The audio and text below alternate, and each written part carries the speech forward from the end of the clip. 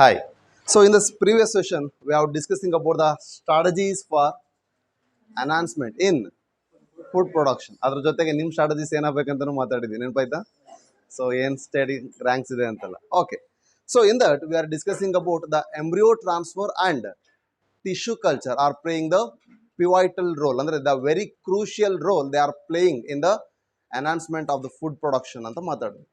So in that we are discussing about the plant breeding techniques, as the breeding techniques which have been changed as so far as the time is changing. This means the first the formal, that is the traditional farming techniques too, then conventional, and then to the classical breeding techniques. What is the changes we have seen in these three? In the traditional method of farming, we have seen that is restricted to particular group of people. They are following some better management practices to increase their yield, to make the compensation of the requirements, but it is not up to the mark. Again, in the plant breeding techniques, have been having a brief history from 9,000 to 11,000 years ago. What is that? Means in the conventional breeding techniques are having the details of plant breedings, where it has been noticed by the hybridization, that is between the cross hybridization, that is selection and hybridization and then evaluation. So that process is having the record of more than 9,000 to 11,000 years of back, that is ago. That is what we have seen. In that, the cross hybridization is the main mechanism they have formed, and they have increased the acreages also. So land surface ಏನಿತ್ತು agriculture ಲ್ಯಾಂಡನ್ನು ಜಾಸ್ತಿ use ಮಾಡೋಕ್ಕೆ start ಮಾಡಿದರು, ಅಥವಾ normal ಲ್ಯಾಂಡನ್ನು agriculture ಲ್ಯಾಂಡಾಗಿ convert ಮಾಡಲಿಕ್ಕೂ start ಮಾಡಿದ್ರು. But even though they have not got the sufficient what the actual mark is required, then that with the help of molecular biological aspects with the genetics, we have crossed the species with a particular gene. Means by identifying a gene which gives a particular character, that has been isolated and extracted, then it has been inserted with the vector what we have seen in the GMOs, that is biotechnologically we have seen some genetically modified organism. For what? Means genetical composition which is giving rise to the phenotypic expressions. That's what the desired characters are identified with respect of their genes, and then they have been inserted and got the phenotypic characters. That is what we have seen the classical breeding techniques later. Right? So likewise, the plant breeding techniques are very pivotal, especially in the green revolution which has taken on the mid 90s, especially in 1960s. We are talking about the revolutionaries, that is the green revolutionaries, that is Norman E. Borlaug. So ನಿನ್ನೆ ಇಲ್ಲಿ ತನಕ ನಾವು ಮಾತಾಡಿದ್ವಿ ಅಲ್ವಾ? So ಇಷ್ಟನ್ನು ನಾವು brief ಆಗಿ detail ಆಗಿ ಮಾತಾಡಿದ್ವಿ. ಸೊ ದೆನ್ ಹಾಗಾದ್ರೆ Norman E Borlaug as a scientist who made a semi dwarf varieties. From that he made a green revolution. Means ನಮ್ಗೇನು ರಿಕ್ವೈರ್ಮೆಂಟ್ ಇತ್ತು ಅದನ್ನು ಎನ್ಹಾನ್ಸ್ ಮಾಡ್ದ. What is that semi dwarf varieties? ಹಾಗಾದ್ರೆ semi-dwarf varieties. He majorly gone with that wheat varieties and then rice. So the semi-dwarf variety of wheat, it has been made in the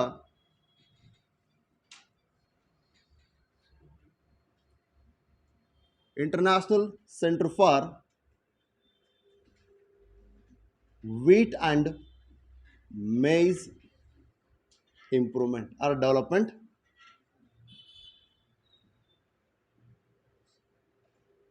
located at Mexico.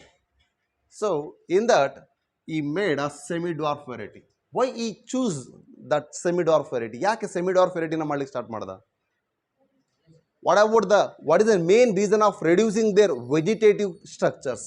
Agar normal stem ಲೆಂತನ್ನು reduce ಮಾಡ್ದ ಅಥವಾ over all body ಲೆಂತನ್ನು ಕಡಿಮೆ ಮಾಡ್ತಾ ಬಂದ. ಏನಕ್ಕೋಸ್ಕರ ಅಂದರೆ to reduce their vegetative phase ಅಥವಾ vegetative period ಅಂತ ಹೆಂಗೆ ಕರಿತೀವಿ ನಾವು ಯೂಶ್ವಲಿ ಗ್ರೋತ್ ಫೇಸಲ್ಲಿ ಮಾತಾಡ್ಬೇಕಾದ್ರೆ, ಆ ಎಲಾಂಗೇಷನ್ ಜಾಸ್ತಿ ಆಗದೇ ಇದ್ದರೆ they are having the more energy utilisation ಏನಾಗ್ತಾ ಇತ್ತು ಎಲಾಂಗೇಷನ್ಗೆ, ಅದನ್ನು ರೆಡ್ಯೂಸ್ ಮಾಡುತ್ತೆ. One thing.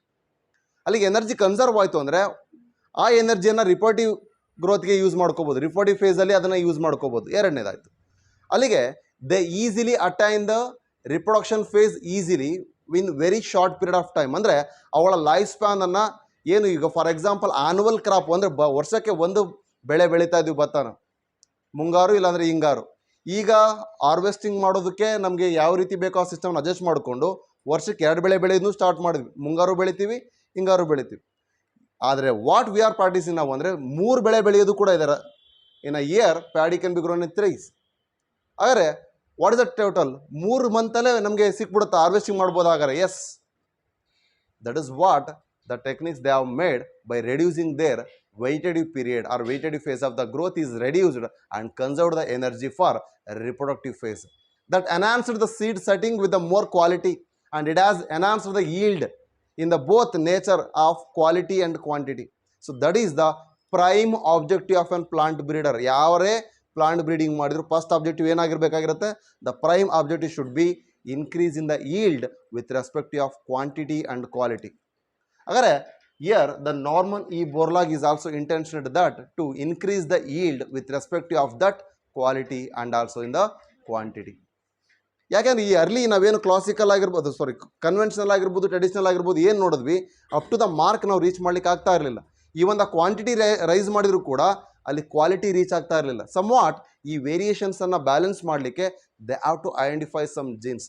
ಅದಕ್ಕೆ ಜೆನೆಟಿಕಲ್ ಮಾಡಿಫಿಕೇಷನ್ಸನ್ನು ಮಾಡಲಿಕ್ಕೆ ಸ್ಟಾರ್ಟ್ ಮಾಡ್ತಾರೆ. They identified some genes which causes the particular desirable characters, then they have been isolated. One, and they have used some mutations to induce the character. ಅಲ್ಲಿ ಮುಟೇಷನಲ್ ಬ್ರೀಡಿಂಗನ್ನು ಕೂಡ ಮಾಡಲಿಕ್ಕೆ start ಮಾಡ್ತಾರೆ. ಹಾಗಾಗಿ ಒಂದು ಕ್ರಾಸ್ ಹೈಬ್ರಿಡೇಷನ್ ಮೂಲಕ, ಇನ್ನೊಂದು ಮುಟೇಷನಲ್ ಬ್ರೀಡಿಂಗ್ ಮೂಲಕ. ಈ ಮುಟೇಷನಲ್ ಬ್ರೀಡಿಂಗ್ ಅಂದರೆ ಅಲ್ಲಿ ಜೆನೆಟಿಕಲ್ ರಿಕಾಂಬಿನೇಷನ್ ಕೂಡ ಮಾಡ್ತೀವಿ ಅಂತ ಆಯಿತು. That is what recombinant DNA technology V studied in biotechnology. So ಅದರ ಅಪ್ಲಿಕೇಶನ್ಸನ್ನು ಕೂಡ ನಾವು ನೋಡಬೇಕಾದ್ರೆ BT ಕಾಟನ್ ಆಗಿರ್ಬೋದು ಅಥವಾ ಬೇರೆ ಯಾವುದೇ ವೆರೈಟೀಸ್ಗಳನ್ನ ಮಾತಾಡಬೇಕಾದ್ರೂ ಕೂಡ ನೋಡ್ತೀವಿ, right? So this is what the level of molecular genetics has been applied in the plant breeding techniques. ಅರ್ಥ ಆಗ್ತಿದೆಯಾ? ಸೊ ಈ ರೀತಿಯಾಗಿ ಸೆಮಿ ಡಾರ್ಫ್ ವೆರೈಟೀಸನ್ನು ಇಂಟ್ರೊಡ್ಯೂಸ್ ಮಾಡ್ತಾನೆ. ನಾವು that in the period of 1960s, right, in India this technique was collaborated with India by Swaminathan. MS Swaminathan is called the Green Revolutionist of India. But ಇದು ವರ್ಲ್ಡಲ್ಲಿ ಮಾತಾಡ್ತಾ ಇದ್ದೀವಿ. ಓಲ್ first pioneer ಅವನೇ ಇನ್ India ರಿಸ್ಟ್ರಿಕ್ಷನ್ಗೆ. ಹಾಗಾದರೆ what are the steps they followed to give a new variety? ಒಂದು hybrid ವೆರೈಟಿನ rice ಮಾಡಲಿಕ್ಕೆ ಏನು ಸ್ಟೆಪ್ಸನ್ನು ಫಾಲೋ ಮಾಡಿದ್ರು? Let us see that. So first and foremost what we requirement, what is the basis, what is the root of making an hybrid plant? Hybrid plant na ಮಾಡಬೇಕು ಅಂದರೆ what is the foundation we require? Genetical variability. Germ plasma ಅಂದರೆ ಯಾವುದೇ plant ಆಗಿರ್ಬೋದು ಅಥವಾ ಯಾವುದೇ seed ಆಗಿರ್ಬೋದು, right? ಅದೆಲ್ಲದೂ germ ಪ್ಲಾಸ್ಮೇ ಆಗುತ್ತೆ. ಈಗ ನಾವೆಲ್ಲರೂ ಒಂದೇ ಥರದ ಕ್ಯಾರೆಕ್ಟರ್ಗಳನ್ನ ತೋರಿಸಿದ್ರೆ ನಮ್ಮನ್ನು ಜರ್ಮ್ ಪ್ಲಾಸ್ಮಾಗಿ ಸ್ಟೋರ್ ಮಾಡೋ ಅವಶ್ಯಕತೆ ಇಲ್ಲ. If we are having a different character or different trait, ಅಂದರೆ ವೇರಿಯೇಷನ್ ಇನ್ ದೇರ್ ಫೀಚರ್ಸ್, ಅದನ್ನು ನಾವು ಟ್ರೇಟ್ ಅಂತ ರೆಫರ್ ಮಾಡ್ತೀವಿ. ಆ ಟ್ರೇಟ್ಸ್ಗಳು ನಮ್ಮಲ್ಲಿದ್ದರೆ ದೆನ್ ಅದಕ್ಕಿರುವಂಥ ಅಲೀಲ್ಸನ್ನು, ಅಂದರೆ ಆಲ್ಟರ್ನೇಟಿವ್ ಫಾರ್ಮ್ಸ್ ಆಫ್ ಜೀನ್ಸನ್ನು we have to identify. That means that all characters ನಮಗೇನು ಬೇಕಿದೆ ಆ ಕ್ಯಾರೆಕ್ಟರ್ನ ಎಕ್ಸ್ಪ್ರೆಸ್ ಮಾಡುವಂಥ ಜೀನ್ಸ್ ಯಾವುದಿದೆ, ಆ ಜೀನ್ಸಿನ ಆಲ್ಟರ್ನೇಟಿವ್ ಫಾರ್ಮ್ಸ್ ಅಂದರೆ ಅಲೀಲ್ಸ್ ಏನಿದೆ ಅವುಗಳನ್ನು ಐಡೆಂಟಿಫೈ ಮಾಡಬೇಕು. ಅದು ಯಾವುದರಲ್ಲಿ ಸಿಗುತ್ತೆ ಅವುಗಳನ್ನು ನಾವು ಎಕ್ಸ್ಟ್ರಾಕ್ಟ್ ಮಾಡ್ಕೋಬೇಕು. ಇಫ್ ಇನ್ ದ ಕೇಸ್ ನಮಗೆ ಅದು ಸೀಡ್ ಫಾರ್ಮಲ್ಲಿ ಸಿಗ್ತಲ್ಲ, we have to take the plant itself. ಹಾಗಾಗಿ germplasm collection with genetical variability is the basis or root of getting a hybrid variety through plant breeding technique. It is commonly asked in CET 2-3 ಸಲ ಕೇಳಿದ್ವಿ. What is the root of plant breeding to get a hybrid variety ಅಂದರೆ that is the basis, nothing but foundation is genetical variability. So collection of the first step.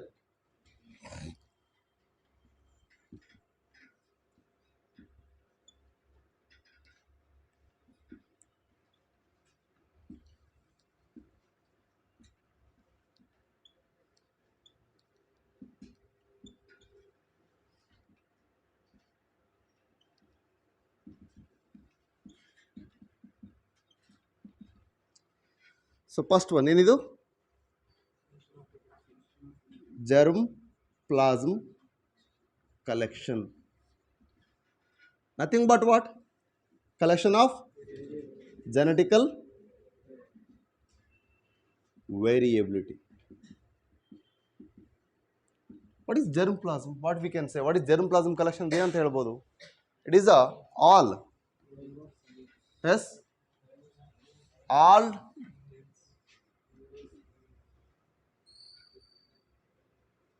different forms ಅಥವಾ diverse forms of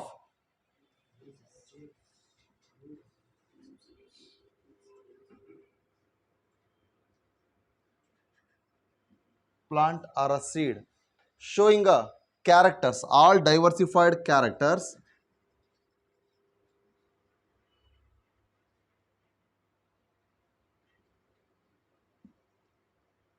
genes for a character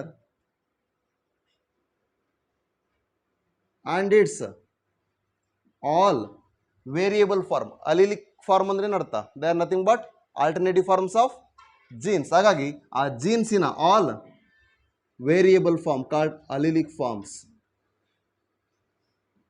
So we have to collect a gene which is present in a plant or a seed where it is showing diversified characters with the gene and its alternative forms called alleles. ಅದರ ಇರ್ತಕ್ಕಂಥ ಎಲ್ಲ ಅಲಿಲಿಕ್ ಫಾರ್ಮ್ನ ಕೂಡ ತಗೋಬೇಕು. ಯಾಕೆ ಅಂತ ಹೇಳಿದೆ ನಾನು ನಿನ್ನೆ, ಹೋಮೋಜೈಗಸಿಟಿಲಿ ಎಕ್ಸ್ಪ್ರೆಸ್ ಆಗ್ಬೋದು ಅಥವಾ ಹೋಮೋಜೈಗಸಿಟಿ ಡಾಮಿನೆಂಟಲ್ಲಿ ಎಕ್ಸ್ಪ್ರೆಸ್ ಆಗ್ಬೋದು ಅಥವಾ ಹೋಮೋಜೈಗಸ್ ರಿಸೆಸಿವಲಿ ಎಕ್ಸ್ಪ್ರೆಸ್ ಆಗ್ಬೋದು, we don't no.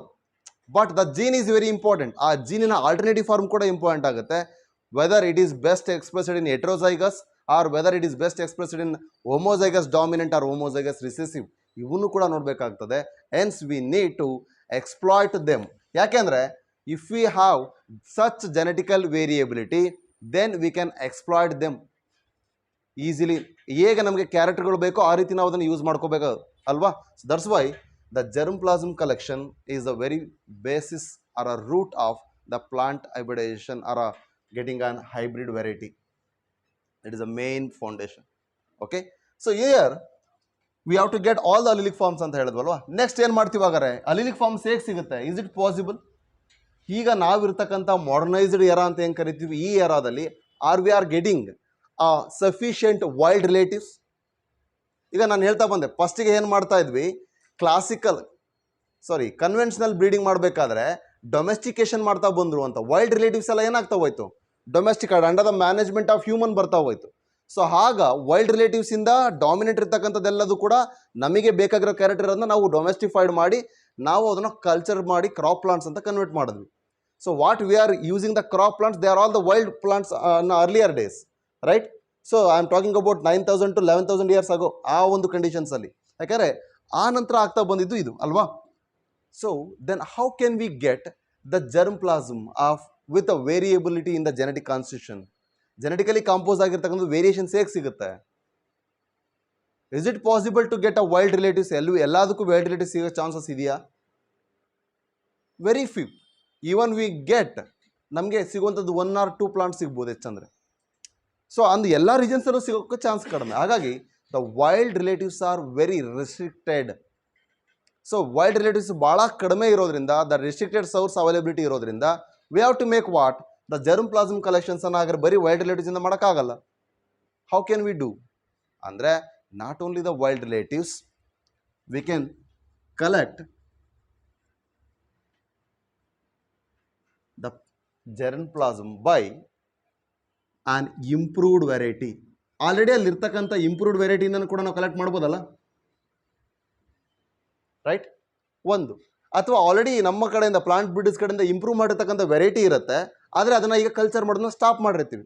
So improved variety which is culturable ಒಂದಾದರೆ, ಅಂಡರ್ ದ ಕಲ್ಚರ್ ಒಂದಾದರೆ, improved variety which has been stopped, ಯಾವುದೋ ಒಂದು ರೀಸನಿಗೆ ಅದನ್ನು ಸ್ಟಾರ್ಟ್ ಮಾಡಿರ್ತಾರೆ. ಫಾರ್ ಎಕ್ಸಾಂಪಲ್ ನೋಡಿ, ಈಗ ಈಗ ಮಳೆ ಬಂದು ಭಾಳಷ್ಟು ವಾಟರ್ ಲಾಗಿಂಗ್ ಆಯಿತು ಪ್ಯಾಡಿ ಫೀಲ್ಡಲ್ಲಿ ಅಂದಾಗ ಅದಕ್ಕೆ ಬೇಕಾಗಿರೋ ವೆರೈಟಿನ ಸ್ಟಾರ್ಟ್ ಮಾಡ್ತಾರೆ.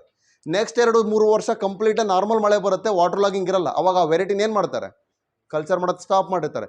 But in the future if it again occurs means we can take the germplasm from that cultured variety which has been stopped the culture. ಅಂದರೆ ಇಂಪ್ರೂವ್ಡ್ ವೆರೈಟಿ ಏನಿತ್ತು ಅದನ್ನು ಕಲ್ಚರ್ ಮಾಡೋ ಸ್ಟಾಪ್ ಮಾಡಿರ್ತೀವಿ. We can take that as an source, ಅದನ್ನು ಕೂಡ source ಆಗಿ ತಗೋಬಹುದು. Or we can take ರಾಣೆಬೆನ್ನೂರಲ್ಲಿ ಭತ್ತ ಬೆಳೆಯೋದಕ್ಕೂ ಮಲೆನಾಡಲ್ಲಿ ಭತ್ತ ಬೆಳೆಯೋದಕ್ಕೂ ವ್ಯತ್ಯಾಸ ಇದೆ. ಯಾಕೆಂದರೆ ರಾಣೆಬೆನ್ನೂರಲ್ಲಿ ಸನ್ಲೈಟ್ ಜಾಸ್ತಿ, ಟೆಂಪರೇಚರ್ ಜಾಸ್ತಿ, ಹ್ಯೂಮಿಡಿಟಿ ವೇರಿಯೇಷನ್ ಇದೆ. ಮಲೆನಾಡಲ್ಲಿ ಅದರ ವೇರಿಯೇಷನ್ಸ್ ರೈನ್ ರೆಗ್ಯುಲರ್ ಇರುತ್ತೆ. ಹಾಗಾದ್ರೆ ಅಲ್ಲಿಗೂ ಇಲ್ಲಿಗೂ ವೇರಿಯೇಷನ್ಸ್ ಏನು ನೋಡ್ಬೇಕಾದ್ರೆ, ಇಲ್ಲಿ ನಾವು ಟಾಲ್ ಪ್ಯಾಡಿಸ್ಟ್ರಾ ಇರ್ತಕ್ಕಂಥ ನೋಡ್ಬೋದು, ಪ್ಲಾಂಟ್ ಬಾಡಿ ಏನಾಯಿತು ನಡೆಯುತ್ತದೆ. ಆದರೆ ಮಲೆನಾಡಲ್ಲಿ ಹಾಗಾಗಲ್ಲ, ವೆರಿ ಡಾರ್ಕ್ ಕ್ವಾಲಿಟಿನ ಬೆಳಿಬೇಕಾಗುತ್ತೆ. ಯಾಕೆಂದರೆ ಕಂಪ್ಲೀಟ್ಲಿ ಗ್ರೌಂಡ್ ಸರ್ಫೇಸಿಗೆ ಬರುತ್ತೆ, ಹೆವಿ ರೈನ್ ಕಾಮನ್ ಅದು. ಸೊ ರೆಗ್ಯುಲರ್ ರೈನ್ ಬಂದರೂ ಕೂಡ ಪೋಸ್ಟ್ ಹಾರ್ವೆಸ್ಟಿಂಗ್ ಟೈಮಲ್ಲಿ ಅಥವಾ ಈವನ್ ಹಾರ್ವೆಸ್ಟಿಂಗ್ ಟೈಮಲ್ಲೂ ಕೂಡ ರೆಡ್ಯೂಸಿಂಗ್ ರೈನ್ ಮಾಡೋಕ್ಕಾಗೋದಿಲ್ಲ, ಕ್ಲೈಮೇಟ್ ಚೇಂಜಸ್ ಮಾಡೋಕ್ಕೆ ಬರಲ್ಲ ನಾವು. ಆದರೆ ಪ್ಲಾಂಟನ್ನು ಚೇಂಜ್ ಮಾಡ್ಕೋಬೋದು, ನಾವು ಸೋ ಮಾಡೋ ಪೀರಿಯಡನ್ನು ಚೇಂಜ್ ಮಾಡ್ಬೋದು, ಹಾರ್ವೆಸ್ಟಿಂಗ್ ಪೀರಿಯಡನ್ನು ಚೇಂಜ್ ಮಾಡ್ಕೋಬೋದು. ಸೊ ಹಾಗಿದ್ರೆ ಅಲ್ಲಿಗೂ ಇಲ್ಲಿಗೂ ವೇರಿಯೇಷನ್ಸ್ ಇರುತ್ತಲ್ವಾ. ಹಾಗಾಗಿ ಅಲ್ಲಿಯ local variety, that is what the Desi varieties ಅಂತ ಕರಿತೀವಿ ನಾವು. V can take the variation by Desi, means indigenous varieties ಅಂತ ಕರಿತೀವಿ ಗೊತ್ತಾ, ಅನಿಮಲ್ ಬ್ರೀಡಿಂಗ್ ಮಾಡ್ಬೇಕಾರೆ. That is what exotic and indigenous ಅಂತ ಏನು ಮಾತಾಡ್ತೀರಿ, ಅದೇ ರೀತಿ ಇಲ್ಲಿ ನಾವು ಪ್ಲಾಂಟಲ್ಲಿ ಮಾತಾಡ್ಬೇಕಾದ್ರೆ ದೇಸಿ ವೆರೈಟೀಸ್ ಆರ್ ಲೋಕಲ್ ವೆರೈಟೀಸ್. ಇದೇ ಜಸ್ಟ್ ಅಡಗಲಿ ಸೈಡ್ ಹೋದರೆ ನಾವು ಭತ್ತದ ಬದಲು ನವಣೆ ಸಜ್ಜೆನ ನೋಡ್ತೀವಿ, ರೈಟ್. ಈ ಕಡೆ ಹೋದರೆ ನವಣೆ ಸಜ್ಜೆ ನಮ್ಮ ಸೈಡ್ ನೋಡಲ್ಲ. What is the difference? That is what the local variety I am saying. ಅರ್ಥ ಆಗ್ತಿದೆಯಾ? ಸೊ ಆ ರೀತಿಯಾಗಿ we can take the germplasm by wild relatives or the improved varieties from a breeder or improved variety which is not under cultivation now, we can take them, and we can take a varieties or a germplasm by a desi or local varieties. This is what the source for collection of the genetical variabilities. So if we collect such a variation, then we can better exploit the resources and we can get a good characters in a next generations. ನಮಗೆ variations ಇಲ್ಲದೆ ಇರ್ತಕ್ಕಂಥ ಸಿಕ್ತು, very limited resource ಸಿಕ್ತು ಅಂದರೆ how can V exploit? ನಾವು ಹೊಸದನ್ನು ಹೆಂಗೆ ಕೊಡೋಕ್ಕೆ ಸಾಧ್ಯ ಇದೆ, ರೈಟ್? ಸೊ ಒಂದೇ ಥರದ ಥಿಂಕಿಂಗ್ ಇತ್ತು ಅಥವಾ ಥಾಟ್ಸ್ ಒಂದೇ ಥರ ಇತ್ತು ಅಂದರೆ we can't give a new one. ಇದಕ್ಕೆ ನಾನು ನೆಕ್ಸ್ಟ್ ಟೈಮು ಇಲ್ಲಿ ಓಲ್ಡರ್ ಇತ್ತು ಅಂದರೆ ಇದನ್ನು ನಾನು ಬೇರೆ ಕಲರಿಗೆ ಕೊಟ್ಟೆ ಅಂದರೆ ಅಟ್ರಾಕ್ಟಿವ್ ಆಗುತ್ತೆ. ಈಗ ಎಷ್ಟು ಪೆನ್ ವೆರೈಟೀಸ್ ಇದಾವಲ್ವಾ, ಒಂದಲ್ಲ ಒಂದು ಥರ ಚೇಂಜಸ್ ಮಾಡ್ತಾನೆ ಇದ್ದಾರೆ. ದಟ್ ಇಸ್ ವಾಟ್ ದ ಆಲ್ಟರ್ನೇಷನ್ಸ್, ಅಂದರೆ ನ್ಯೂ ಥಾಟ್ಸ್ ಬಂದಿದ್ದಕ್ಕೆ ಅಲ್ಲಿ ಬೇರೆ ರೀತಿ ಬಂತು. ಈಗ ಅವೈಲೇಬಿಲಿಟಿ ಒಂದೇ ಥರ ಇದೆ ಅಪ್ಪ, ಏನು ಚಾಯ್ಸ್ ಮಾಡ್ತೀರಿ ನೀವು? ಯಾವುದಾದ್ರೂ ಓಕೆ ಕೊಡ್ರಿ ಅಂತೀರಿ ಅಷ್ಟೇ. ಆದರೆ when they are having specific character we will particularly choose. ಅದರ ಬೇಸಿಸ್ನ ಕಲರ್ ನೋಡಿ, ಅದರಲ್ಲಿ ಬರೆಯುವಂಥದ್ದು ನೋಡಿ, ಆರೋಮ ಕೂಡ ಯೂಸ್ ಮಾಡೋದ್ರ ಬೇಸ್ ಮೇಲೆ ನೋಡ್ತೀವಿ, ರೈಟ್? ಸೊ ಹಾಗೆ ಇಲ್ಲೂ ಕೂಡ we are having a varieties means then we should better exploit the characters. ಆವಾಗ ಪ್ಲಾಂಟ್ ಬ್ರೀಡಿಂಗಲ್ಲಿ ಒಳ್ಳೆ ರೀತಿಯಾದ ಕ್ಯಾರೆಕ್ಟರ್ಗಳನ್ನ ನಾವು ಎಕ್ಸ್ಪ್ರೆಸ್ ಮಾಡಲಿಕ್ಕೆ ಪಾಸಿಬಿಲಿಟೀಸ್ ಇರುತ್ತೆ. Unless with the limited resource it is very impossible. ಯಾಕೆಂದ್ರೆ ನಮಗೆ ಬೇಕಾಗಿರೋ ಕ್ಯಾರೆಕ್ಟರ್ಗಳು ಎಕ್ಸ್ಪ್ರೆಸ್ ಆಗೋದು ಭಾಳ ಕಷ್ಟ. ಯಾಕೆಂದರೆ in the next step that is selection and cross hybridisation ಮಾಡಬೇಕು. ಯಾವುದಕ್ಕೆ? ಸೆಲೆಕ್ಷನ್ ಮಾಡಿ ಇವಾಲ್ಯುಯೇಟ್ ಮಾಡಬೇಕು ಫಸ್ಟ್ ಪೇರೆಂಟನ್ನು, ಆನಂತರ ಅದಕ್ಕೆ ಕ್ರಾಸ್ ಹೈಬ್ರಿಡೇಷನ್ ಮಾಡಬೇಕು. ಸೊ ಸೆಲೆಕ್ಷನ್ ಅಂಡ್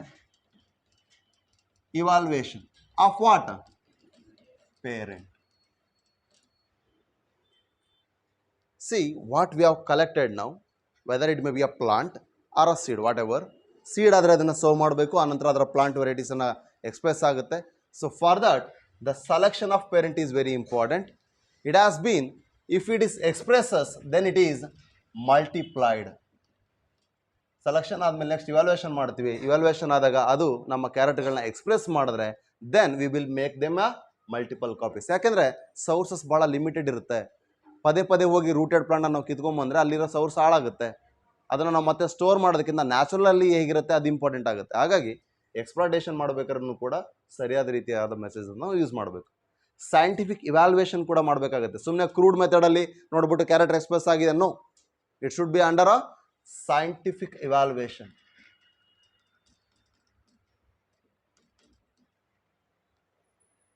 ಹೇಗೆ ಮಾಡ್ತೀವಿ ಹಾಗಾದರೆ? See, the selection is made based on whether the plant is unisexual flower or a bisexual flower. So if it is unisexual, then there is no need of marking it as male and female. But when it is a bisexual flower, we should make,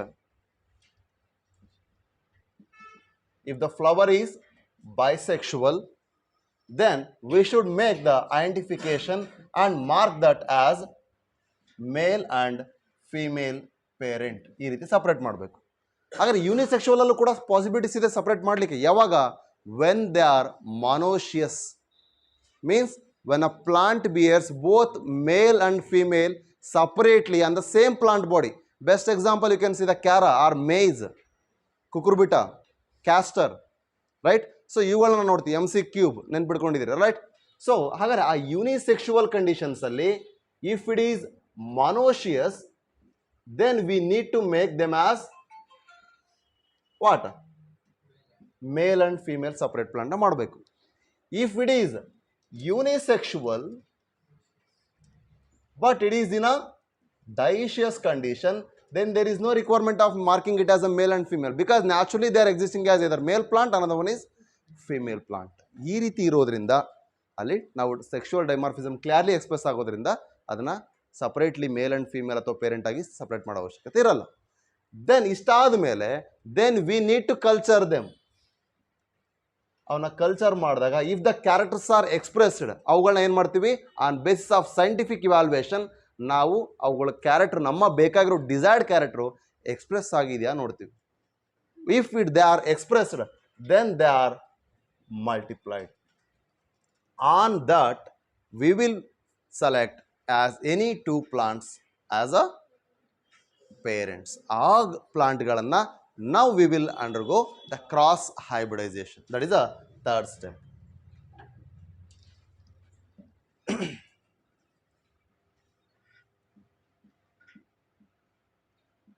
ಈ cross hybridization ಬಗ್ಗೆ ನಾವು sexual reproduction in flowering plant ಅಲ್ಲಿ ಮಾತಾಡ್ಬೇಕಾದ್ರೆ if you have made this, ಇದನ್ನ bisexual flower ಇದ್ದಾಗ ಏನು ಮಾಡಬಹುದು ಅನ್ನೋದನ್ನ ನಾವು ಮಾತಾಡಿದ್ವಿ, ರೈಟ್?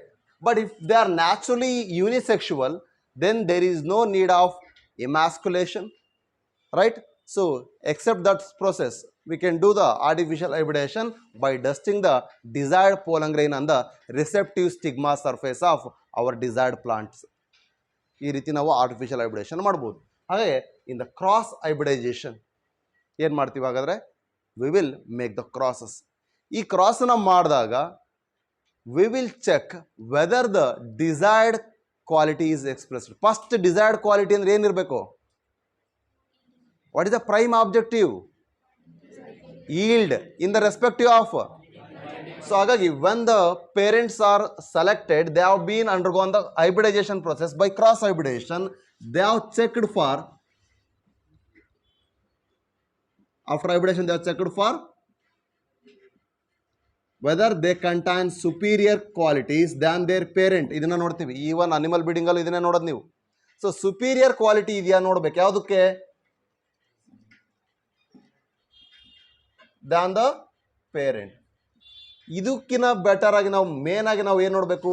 ನಮ್ಮ ಡಿಸೈರ್ಡ್ ಕ್ಯಾರೆಕ್ಟರ್ ಇದೆಯಾ ನೋಡಬೇಕು. ಸೊ ನಮ್ಮ ಡಿಸೈರ್ಡ್ ಕ್ಯಾರೆಕ್ಟರ್ ಅಂದರೆ ಫಸ್ಟ್ ಏನಾಗಿರುತ್ತೆ? ಇಟ್ ಶುಡ್ ಬಿ ಆಲ್ವೇಸ್ ಏನಾಗಿರಬೇಕು ಅಂದರೆ ಅದು ಈಲ್ಡೇ ಆಗಿರಬೇಕು. If they are giving a better yield with respective of quantity and then they should give a better yield with respective of quality. ಇದಾದ ಮೇಲೆ ಪ್ಲಾಂಟ್ ಬ್ರೀಡಿಂಗಿನ ನೆಕ್ಸ್ಟ್ ಆಬ್ಜೆಕ್ಟಿವ್ಸ್ ಬಗ್ಗೆ ನಾವು ನೋಡಬೇಕಾಗುತ್ತೆ. ವಾಟ್ ಆರ್ ದೋಸ್ ಅಂದರೆ they should give the resistance to pathogens, insect pest. So ಹಾಗಾಗಿ biotic ಏಜೆಂಟ್ಸ್ಗೆ ಅವು resistance ಅನ್ನು ತೋರಿಸ್ಬೇಕಾಗುತ್ತೆ. And if they are having a withstanding capacity, that is the tolerance to abiotic factor. ಇದನ್ನು ನಾವು ನಿನ್ನೆ ಮಾತಾಡ್ಬೇಕಾದ್ರೆ ಕೂಡ ಆರ್ಗನಿಸಮ್ ಪಾಪ್ಯುಲೇಷನ್ಸ್ಗೆ ಲಿಂಕ್ ಮಾಡಿದ್ವಿ. ಏನದು? ಯೂರಿ ಆ್ಯಂಡ್ ಸ್ಟಿನೋ ಬೇಸಿಸ್ ಮೇಲೆ, ನ್ಯಾರೋ ಮತ್ತು ಬ್ರಾಡ್ ರೇಂಜಲ್ಲಿ ಅವು ಯಾವ ರೀತಿ ರಿಯಾಕ್ಟ್ ಮಾಡ್ತವೆ ಅನ್ನೋದ್ರ ಬೇಸ್ ಮೇಲೆ ಅಲ್ವಾ. So that is what the tolerance to abiotic factor and resistance to biotic factor, ಇವುಗಳನ್ನ ನೋಡಬೇಕು. ಇದಕ್ಕಿಂತ ಜೊತೆಗೆ they should better suitable for cultivation ಅನ್ನೋದು ಕೂಡ ಆಗಿರಬೇಕು. ಇಷ್ಟು ಆಬ್ಜೆಕ್ಟಿವ್ಸ್ನ ಅದು ಯಾವಾಗ ಎಕ್ಸ್ಪ್ರೆಸ್ ಮಾಡುತ್ತೆ? Then it is made what? ಇದನ್ನೇನು ಮಾಡ್ತೀವಿ ನಾವು? ನೆಕ್ಸ್ಟು ಟೆಸ್ಟ್ ಮಾಡಲಿಕ್ಕೆ ಸ್ಟಾರ್ಟ್ ಮಾಡ್ತೀವಿ. ಈ ನಂಬರ್ ಆಫ್ ಕಾಪೀಸ್ನ ತೊಗೊಂಡು ನೆಕ್ಸ್ಟ್ ಏನು ಮಾಡ್ತಿದ್ದೀವಿ? ಟೆಸ್ಟನ್ನು ಮಾಡ್ತೀವಿ. ಆದರೆ it is in the case of normally ನನಗೆ ಹೇಳಿದಂಥದ್ದು ಏನಾಯಿತು? ಯೂನಿಸೆಕ್ಷುವಲ್ ಫ್ಲವರ್ ಆಯಿತು. But if the plant is bisexual flower, we have to do artificial hybridization by removal of their male reproductive structure without harming the female reproductive structure.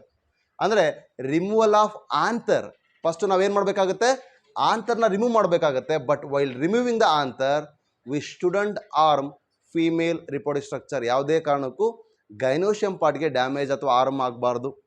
ಅದರ receptivity ಬಗ್ಗೆ ಅಥವಾ ಅದರ ಫಂಕ್ಷನಲ್ಲಿ ಯಾವುದೇ ರೀತಿ ಚೇಂಜಸ್ ಆಗೋ ಥರ ನಾವು ಮಾಡಬಾರ್ದು. That is what emasculation in a bisexual flower we did. Then it is covered to avoid the unwanted pollen grain ಅಥವಾ undesired pollen grain or allergens or ಡಸ್ಟ್ಗಳು ಎಂಟ್ರಿ ಆಗಬಾರ್ದು, ಪ್ಯಾಥೋಜನ್ಸ್ ಕೂಡ ಎಂಟ್ರಿ ಆಗಬಾರ್ದು ಅನ್ನೋ ರೀಸನ್ಗೆ ಬ್ಯಾಗಿಂಗ್ ಮಾಡ್ತೀವಿ. ಆದರೆ ಮೇನ್ ರೀಸನ್ ಬ್ಯಾಗಿಂಗ್ ಮಾಡೋದು ಪೋಲನ್ ಗ್ರೈನ್ ಬೇರೆದು ಎಂಟ್ರಿ ಆಗಬಾರ್ದು ಅಂತ ಫಸ್ಟ್ ರೀಸನ್. ಆದರೆ ಅದರಿಂದ ನಮಗೆ ಪ್ಯಾಥೋಜನ್ ಆಗಿರ್ಬೋದು ಅಥವಾ ಯಾವುದೇ ಅಲರ್ಜೆನ್ಸ್ ಆಗಿರ್ಬೋದು ಎಂಟ್ರಿ ಆಗೋದು ಕೂಡ ಅವಾಯ್ಡ್ ಆಗುತ್ತೆ. ವಿ ಯೂಸ್ ಬ್ಯಾಗಿಂಗ್ ಪ್ರೊಸೆಸ್ ಯಾವ ರೀತಿ ಅಂದರೆ,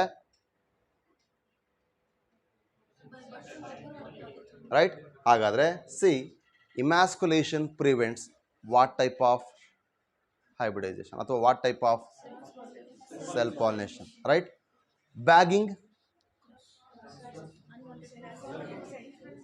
ಮುಗೀತು, ಈಗ ಇಮ್ಯಾಸ್ಕುಲೇಷನ್ ಮುಗೀತು. ಆದರೆ ಬ್ಯಾಗಿಂಗಿಂದ ಏನು ಪ್ರಿವೆಂಟ್ ಮಾಡ್ತಿದ್ದೀವಿ? Bagging here is nothing but a physical barrier, nothing but herkogamy. ನಾವು ಏನು ಗ್ಲೂ ಅಂತ ಹೇಳಿ ಮೊನ್ನೆ ಒಂದು ಕ್ವಶನ್ ಕೊಟ್ಟಿದ್ವಲ್ಲ, ಸ್ಟಿಗ್ಮಾ ಮೇಲ್ಗಡೆ ಗ್ಲೂ ಹಾಕಿದ್ರೆ ಬ್ಯಾರಿಯರ್ ಆಯಿತು.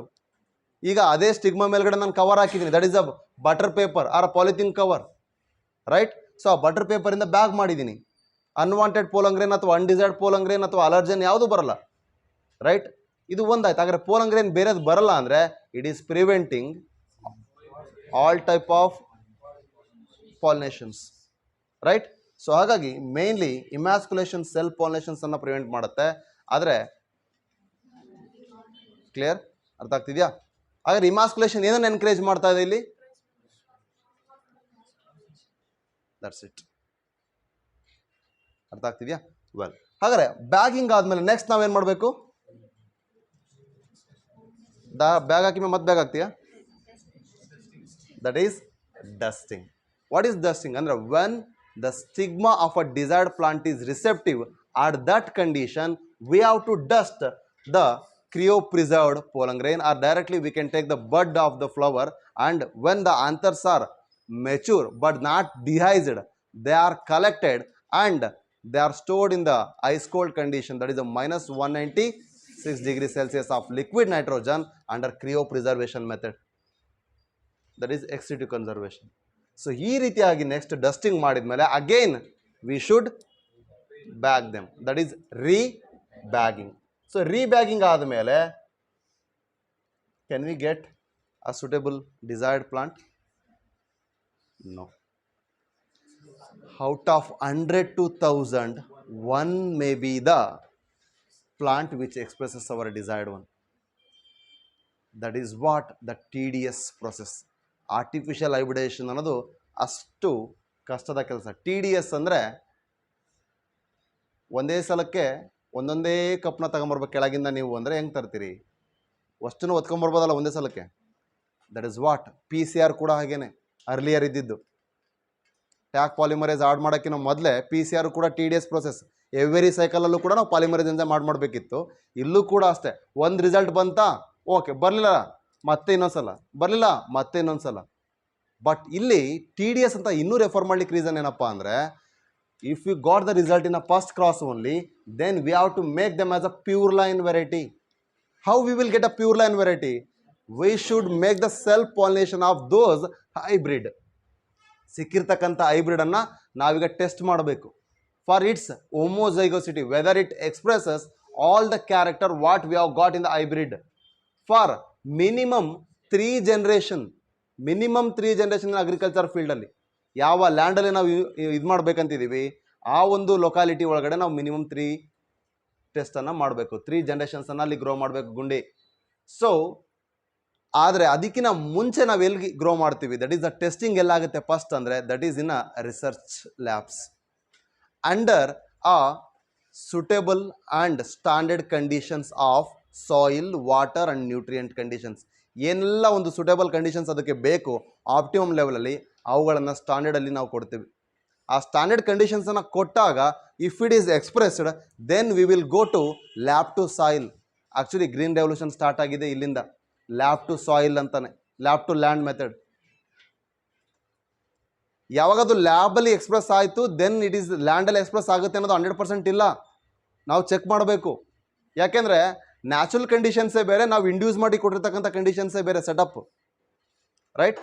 ಸೊ ಈಗ ನಾನು ಎಷ್ಟು ಬೇಕಾದ್ರೂ ನಿಮಗೆ ಮೋಟಿವೇಟ್ ಮಾಡಿ ಕೂರಿಸ್ಬೋದು, ಆ ಮೂಮೆಂಟಿಗೆ ಅಷ್ಟೇ ಇರುತ್ತೆ. ನಿಮಗೆ ಅದು ಯಾವಾಗ ಮೋಟಿವೇಶನ್, ಸೆಲ್ಫ್ ಮೋಟಿವೇಶನ್ ಆಗುತ್ತೆ, ಅದು ಎಲ್ಲಿ ತನಕ ಬೇಕಾದ್ರೆ ಕರ್ಕೊಂಡು ಹೋಗುತ್ತೆ. ಸೇಮ್ ಥಿಂಗ್ ಇಲ್ಲಿ ನಾನು ಮಾಡ್ತಾ ಇರೋದು. ಸೊ ಐಡಿಯಲ್ ಕಂಡೀಷನ್ಸಿಗೆ ಬಿಟ್ಟು ಇದ್ರ ಹೊರಗೆ ಹೋದಾಗ ಕೂಡ ಏನಾಗಬೇಕು, ಅದು ಹಾಗೆ ಉಳಿಬೇಕು. Then it is selected as a suitable variety. ಆವಾಗ ಅದು ಎಲ್ಲಿ ಉಳಿಯುತ್ತೆ, ವೆರೈಟಿ ಆಗಿ ಸರ್ವೈವ್ ಆಗಲಿಕ್ಕೆ ಉಳಿಯುತ್ತೆ. ಅದರ್ವೈಸ್ ಇಟ್ ಈಸ್ ರಿಮೂವ್ಡ್, ಅದನ್ನು ಹೊರಗೆ ಹಾಕ್ತೀವಿ. ಯಾವ ಸೂಟೇಬಲ್ ಕ್ಯಾರೆಕ್ಟರ್ ತೋರಿಸುತ್ತೆ ಅದನ್ನು ಉಳಿಸ್ಕೊಳ್ತೀವಿ.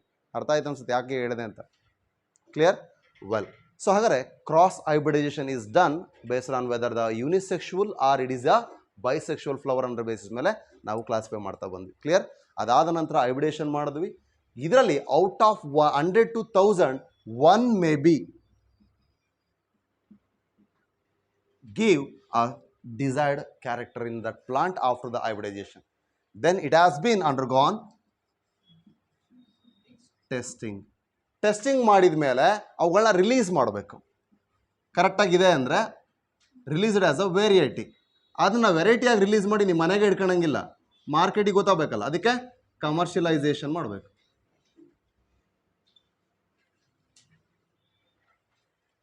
ಸಿ ಟೆಸ್ಟಿಂಗ್ ಹೇಗೆ ಮಾಡಿದ್ವಿ ಅಂತ ಗೊತ್ತಾಯ್ತಾಗಾರೆ.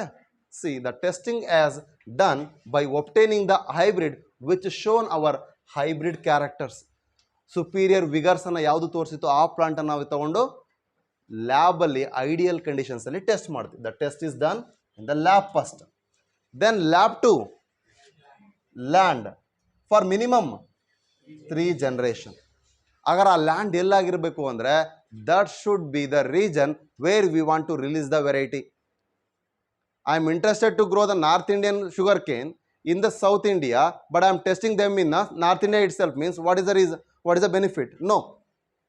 I am interested to release the South Indian variety in the North India. Means I have to test them in the North India itself.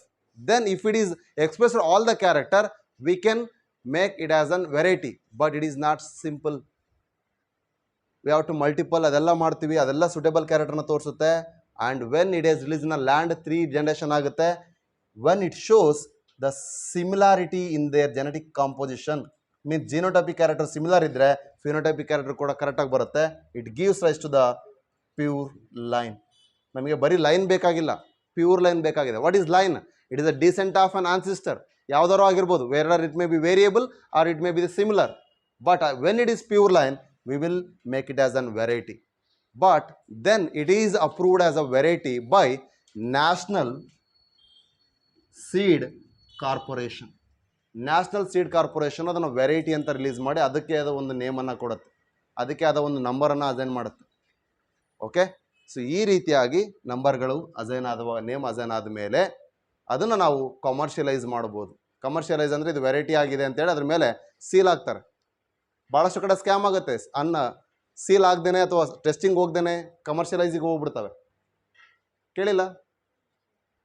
Viable ಇಲ್ಲದೆ ಇರ್ತಕ್ಕಂಥ ಸೀಡೆಲ್ಲ ಜರ್ಮಿನೇಷನ್ ಆಗ್ದೇ ಬಿತ್ತಿದ ಮೇಲೆ ಎಷ್ಟೋ ರೈತರುಗಳು ಆ ಸೂಸೈಡ್ ಮಾಡ್ಕೊಂಡ್ರೆ ನೋಡಿದ್ವಿ. ಏನಕ್ಕೆ ಅಂದರೆ ಅನ್ಸರ್ಟಿಫೈಡ್ ಸೀಡ್ಸನ್ನು ಸೋ ಮಾಡೋದ್ರಿಂದ. ಭಾಳಷ್ಟು ಜನ ಹೇಳ್ತಾರೆ BSc ಅಗ್ರಿ ಮಾಡ್ಕೊಂಡು MSc ಅಗ್ರಿ ಮಾಡ್ಕೊಂಡು ಬಂದಿರ್ತೀವಿ ಅಂತ ಹೇಳ್ತಾರೆ. What I don't know, qualification ಗೊತ್ತಿಲ್ಲ.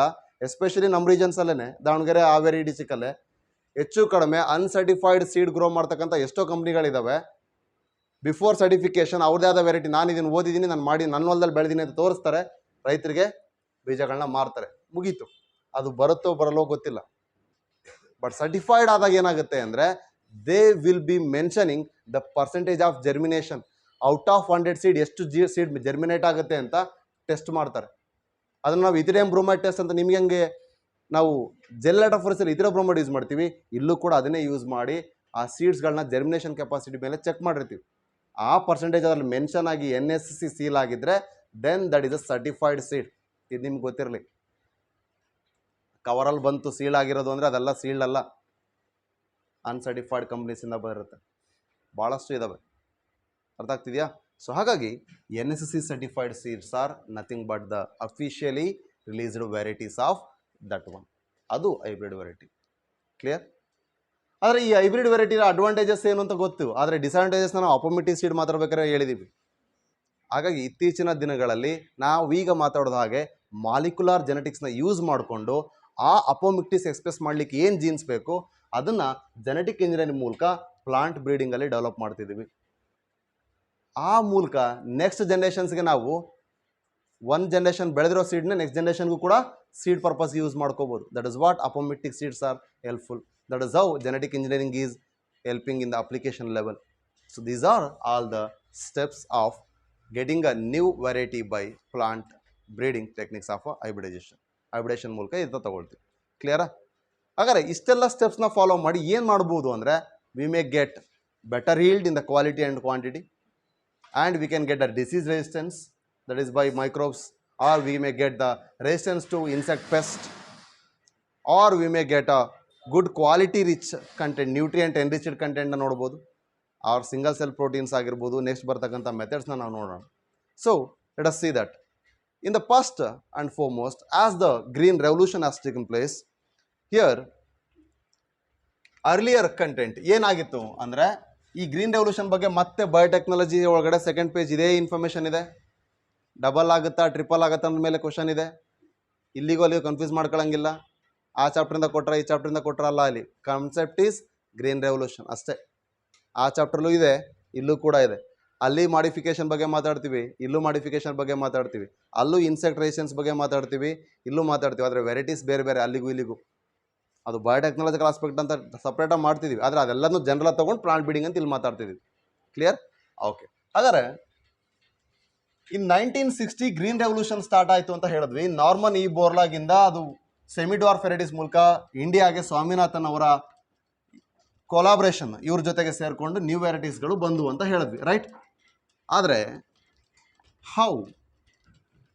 ಯಾಕೆ ನಮಗೆ ಸೆಮಿಡ್ವಾರ್ಫ್ ವೆರೈಟೀಸ್ ನೆಸೆಸಿಟೀಸ್ ಇತ್ತು ಅಂದರೆ ಅರ್ಲಿಯರ್ ಇನ್ ದ 2000 ಅಂತ ನಾವು ತಗೊಂಡ್ರೆ ವೀಟ್ ಪ್ರೊಡಕ್ಷನ್ ಎಷ್ಟು ಬಿಲಿಯನ್ ಇತ್ತು? ಮಿಲಿಯನ್ ಇತ್ತು. 11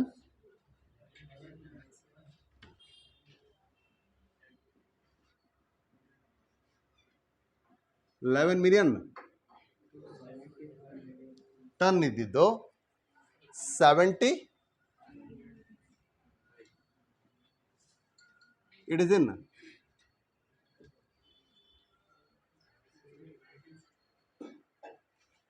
2000ಗೆ ಬಂದಾಗ ಇಷ್ಟು ಇನ್ಕ್ರೀಸ್ ಆಯಿತು. From 1960 to 2000. ಯಾವುದು? wait, what about rice? 35 to 89.5 million tons. Okay. So ಈ ರೀತಿಯಾಗಿ ಅದರ ಡಬಲ್ ಆಗ್ತಿದೆ, ಟ್ರಿಪಲ್ ಆಗ್ತಿದೆ ನೋಡಿ. ರೈಸ್ ಅಂತೂ triple almost, right? So that means here the yield of wheat and rice has been increased drastically within a 40 years. more or less 40 years ಒಳಗಡೆ. ಯಾಕೆ 1963 ಒಂದು ವೆರೈಟಿ ಬರುತ್ತೆ, 1966 ಒಂದು ವೆರೈಟಿ ಬರುತ್ತೆ. ಸೊ ಫಸ್ಟ್ ವೀಟು, ಆನಂತರ ರೈಸ್ ಬಗ್ಗೆ ಮಾತಾಡ್ತೀವಿ. ಆದರೆ ಇದು ನಾರ್ಮನ್ ಈ ಬೋರ್ಲಾಗ್ಸ್ ಏನು ಟೆಕ್ನಿಕ್ ಯೂಸ್ ಮಾಡೋದು ಅದನ್ನು ನಾವು ಇಲ್ಲಿಗೆ ಇಂಡ್ಯೂಸ್ ಮಾಡಿದ ಮೇಲೆ ದಟ್ ಮೀನ್ಸ್ ಗ್ರೀನ್ ರೆವಲ್ಯೂಷನಿಂದ ಈ ರೀತಿ ಎಫೆಕ್ಟ್ ಆಯಿತು. But India is majorly agriculture dependent country ಅಂತ ನಾವು ಚಿಕ್ಕ ವಯಸ್ಸಿಂದ ಓದ್ಕೊಂಡು ಬಂದಿದ್ದೀವಿ ಅಷ್ಟೇ. ಈಗ ಅದರ ಸತ್ಯ ಬೇರೆ ಅಲ್ವಾ? ಓಕೆ. ಅಗ್ರಿಕಲ್ಚರ್ ಮಾಡೋಕ್ಕೆ ರೆಡಿ ಇದ್ದೀವಿ, ಆದರೆ BSc ಅಗ್ರಿಕಲ್ಚರಲ್ ಅಷ್ಟೇ, not in land. Well, so ಈಗ ಆ ಅಗ್ರಿಕಲ್ಚರಿಂದ ಪ್ರೀವಿಯಸ್ ಕ್ವಶನ್ ನೀವೇ ಅಟೆಂಡ್ ಮಾಡಿ ಬಂದಿರಲ್ಲ, ಏನದು? What is the GDP? 33%. How many percent of people are getting employment? 62%. Is it true? ಇದು ಯಾವುದ್ರ ಬೇಸ್ ಮೇಲೆ ಹೇಳಿರ್ಬೋದು ಹೇಳ್ರಿ? Yes, according to record and according to NCERT and according to you. ಇದೆಲ್ಲದನ್ನು ನಾವು ಕರೆಕ್ಟಾಗಿ ಒಪ್ಕೊಳ್ಳೇಬೇಕು, ಇಲ್ಲ ನಾಳೆ ನಾನು ವೀಡಿಯೋ ನೋಡ್ಕೊಂಡು ನನಗೆ ಕೇಸ್ ಹಾಕ್ಬೋದು. ಆದರೆ ಯಾರ್ಯಾರು ಅಗ್ರಿಕಲ್ಚರ್ ಸರ್ಟಿಫಿಕೇಟ್ ಮಾಡಿಸ್ಕೊಂಡು ಗೌರ್ಮೆಂಟ್ ಎಂಪ್ಲಾಯೀಸ್ ಇದ್ದೀವಿ, ಯಾರು ಅಗ್ರಿಕಲ್ಚರ್ ಲ್ಯಾಂಡನ್ನು ಮಾಡ್ಕೊಂಡು ಯಾರೋ ಒಂದಿಷ್ಟು ಜನ ಗುತ್ತಿಗೆ ಕೊಟ್ಟು ಕಾಲೇಜಲ್ಲಿ ನಾನು ಬಂದು ಪಾಠ ಮಾಡಕತ್ತೀನಿ, ಇವೆಲ್ಲವೂ ಏನಾಗಿದ್ದಾವೆ ಅಂದರೆ ಫೇಕ್ ಸರ್ಟಿಫಿಕೇಟ್ಸು. ನಾನು ಆ್ಯಕ್ಚುಲಿ ಕೃಷಿ ಮಾಡ್ತಿದ್ದೀನ, ನನ್ನ ಹೆಸರು ಕೃಷಿ ಭೂಮಿ ಇದೆ, ಹಾಗಾದ್ರೆ ನಾನು ಅಗ್ರಿಕಲ್ಚರ್ ಮಾಡ್ತಿದ್ದೀನಾ? ನೋ, ಅದು ಇನ್ಕಮ್ ಸರ್ಟಿಫಿಕೇಟಿಗೋಸ್ಕರ 35,000. 1 ಎಕರೆ ಅಡಿಕೆ ಕಟ್ಟಿದರೆ ಹೆಚ್ಚು ಕಮ್ಮಿ 1 ಲಕ್ಷ ಮಿನಿಮಮ್ ಅಂದರೂ ಇನ್ಕಮ್ ಬರುತ್ತೆ ವರ್ಷದಲ್ಲಿ, ರೈಟ್? ಆದರೂ ನಾವು ಬರೆಯೋದು ಎಷ್ಟು ಇನ್ಕಮು? 35,000. ಯಾಕೆ? Education purpose sir. ಕರೆಕ್ಟಾ? This what. ಈಗ ನೋಡಿರಿ, ನೀವು ಇಲ್ಲಿಂದನೇ ಸ್ಟಾರ್ಟ್ ಮಾಡಿರಿ ಅಂದರೆ ನೆಕ್ಸ್ಟ್ ನೀವು ಅಂಥದ್ದೇ ಮಾಡೋಕ್ಕೆ ಸ್ಟಾರ್ಟ್ ಮಾಡ್ತೀರಿ ಅಂತ ಅರ್ಥ. ಕಮಿಂಗ್ ಬ್ಯಾಕ್ 2000 ಈ ಥರ ಇದೆ. ಅಂದರೆ for your knowledge purpose I am saying the GDP of India is contributed by the agriculture, that is about 33%.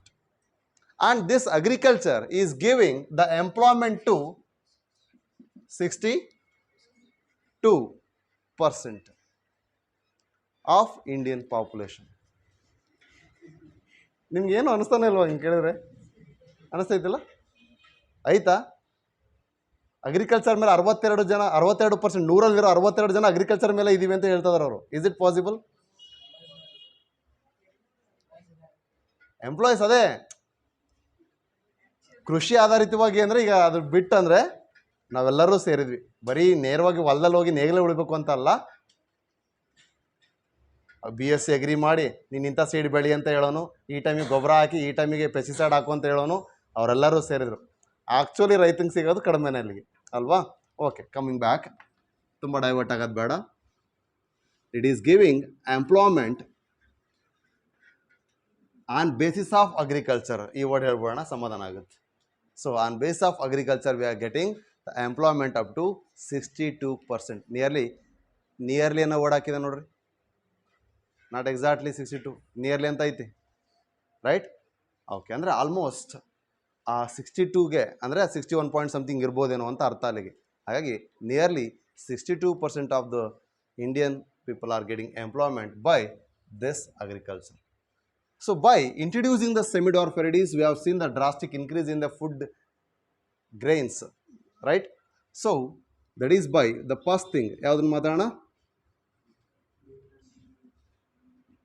Plant breeding for increasing the yield. So wheat.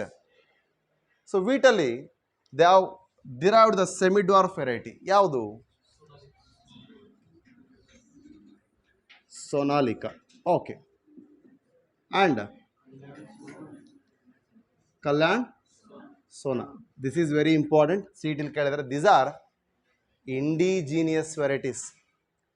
ಈಗ ಇವುಗಳನ್ನು ಒಬ್ಟೈನ್ ಮಾಡಲಿಕ್ಕೆ ಯೂಸ್ ಮಾಡಿದಂಥದ್ದು ಯಾವುದಪ್ಪ ಅಂದರೆ Sonora 64,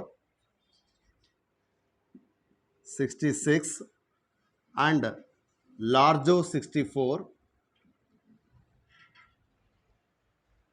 ಈ ವೆರೈಟಿಗಳನ್ನ ಯೂಸ್ ಮಾಡಿದ್ರು in international center for wheat and maize development ಅಥವಾ improvement in located at Mexico. ಈ ವೆರೈಟೀಸ್ಗಳನ್ನ ತಗೊಂಡು ಇದರಲ್ಲಿರೋ ಜೀನ್ಸ್ಗಳನ್ನ ಮುಟೇಷನ್ಸ್ ಮಾಡಿದ್ರು. ದಟ್ ಈಸ್ ಯಾವ ಅಂದರೆ by treating gamma radiations.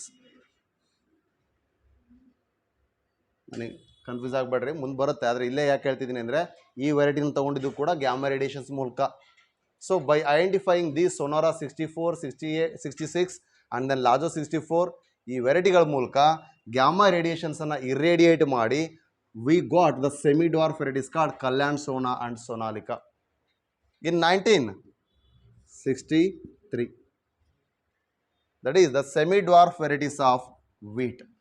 Then same way in 1966 we got the semi-dwarf varieties for rice.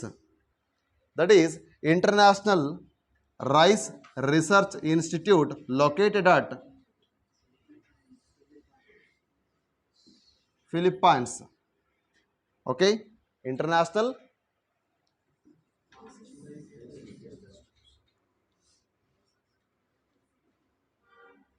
Rice Research Institute located at Philippines. ಇಲ್ಲಿ semidwarf varieties of rice ಅನ್ನು derive ಮಾಡಿದ್ರು. ಹಾಗಾದರೆ ಯಾವ ವೆರೈಟೀಸ್ ಅಂದರೆ IR8, ದಟ್ ಈಸ್ ವಾಟ್, ಇದನ್ನ brief ಮಾಡಿರೋದು IR refers to that one. ಇದರ ಜೊತೆಗೆ Taichung native 1 Taichung, Taiwan. It is basically from the Taiwan. So Taichung native varieties and under Taiwan in a native variety, that is Taichung native 1, and international rice variety, that is 8. ಎರಡು strains ಅನ್ನ cross ಮಾಡಿ ಅದರಲ್ಲಿರ್ತಕ್ಕಂಥ ಜೀನ್ಸ್ನ identify ಮಾಡಿ ನಮ್ಮ ಲೊಕಾಲಿಟಿಗೆ ಏನು suitable ಇದೆ ಅದನ್ನು opt ಮಾಡಿಕೊಂಡು they have given a new varieties called Jaya and Ratna. ಮತ್ತು ನೀವು ನಿರ್ಮಾ ಪೌಡರ್ ವಾಷಿಂಗ್ ಮಾಡ್ಕೊಂಡಿರ ಆ ವೆರೈಟೀಸ್ ಎಲ್ಲ ಬರೆಯಂಗಿಲ್ಲ. ಓಕೆ, ಬಟ್ ಆ ಎಲ್ಲ ಹೆಸರಲ್ಲೂ ಕೂಡ ವೆರೈಟೀಸ್ ಇದಾವೆ, ಅದು ನೆನಪಿರಲಿ. ವಾಷಿಂಗ್ ಪೌಡ್ರ್ ನಿರ್ಮಾ ಅಡ್ವರ್ಟೈಸ್ಮೆಂಟ್ ಏನು ಬರುತ್ತೆ ಅದ್ರಲ್ಲಿ ಬರೋ ಎಲ್ಲ ಹೆಸರು ಮೇಲೂ ಕೂಡ ರೈಸ್ ವೆರೈಟೀಸ್ ಇದ್ದಾವೆ. ಆದರೆ ಫಸ್ಟ್ ಬಂದವು ಜಯ ಮತ್ತು ರತ್ನ. ಓಕೆ, ಮೇ ಬಿ ಆ ಟೈಮಲ್ಲಿ ಜಯ ಅನ್ನೋದು ಭಾಳ ಫೇಮಸ್ ಇತ್ತೇನೋ. ಹಾಂ, ಆ ಕಡೆ ಚೀಫ್ ಮಿನಿಸ್ಟ್ರು, ಈ ಕಡೆಗೆ ಆಕ್ಟ್ರು ಬೇರೆ. Right, well, coming back. ಬಿಡ್ರ ಹೋಗಲಿ,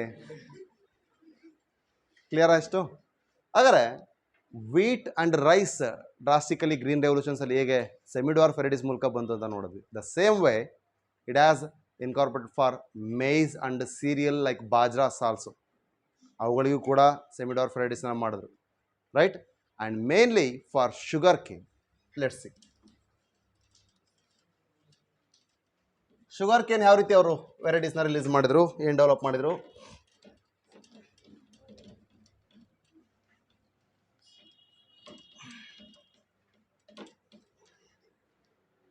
ಪಾಸ್ ಮಾಡೋಣ.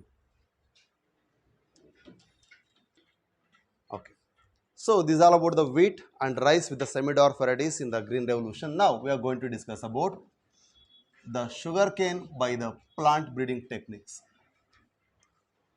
What is scientific name of sugar cane? Saccharum. ಅಷ್ಟೇ ಹೇಳ್ತೀವಿ ಸರ್, ಸ್ಪೀಸೀಸ್ ಚೇಂಜಸ್ ಆಗ್ಬೋದು ಅಲ್ವಾ. ಓಕೆ, ಸ್ಯಾಕರಮ್ ಬರ್ಬೇಡ್ರಿ ಅಲ್ಲ, ಬಾರ್ಬೆರಿ and Saccharum officinarum. ಇಲ್ಲ ಯಾಕೆ ನಾನು ಫುಲ್ ನೇಮ್ ಬರೀಲಿಲ್ಲ, ಬೋರ್ಡ್ ಜಾಗಿಲ್ಲ ಅಂತನಾ? Why I have not written a full name here? Why I have written the full name year?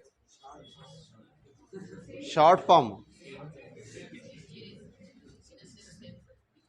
Genus name is same, I am already used one time. ಅದೇ ಪ್ಯಾರಾಗ್ರಾಫಲ್ಲಿ ಅಥವಾ ಆ ಪೇಜಲ್ಲಿ ಇಫ್ ರೆಸ್ಪೆಕ್ಟಿವ್ಲಿ ನಾವು ಒಂದು ಸಲ ಯೂಸ್ ಮಾಡಿದರೆ ನೆಕ್ಸ್ಟ್ ಜೀನಸ್ ನೇಮ್ನ ಫುಲ್ ಬರೆಯೋ ಅವಶ್ಯಕತೆ ಇಲ್ಲ. ಅದಕ್ಕೆ ಹಂಗೆ ಬರ್ದೀನಿ. ಓಕೆ, ಶಾರ್ಟ್ ಫಾರ್ಮ್ ಅನ್ಬೇಡ್ರಪ್ಪ. Okay, the genus is same. Okay, species different. ಹಾಗಾದರೆ here in this two we got a new variety, new hybrid ವೆರೈಟಿನ ಪಡ್ಕೊಳ್ತೀವಿ. Why means the Saccharum barberry is a North Indian variety, but Saccharum officinarum is a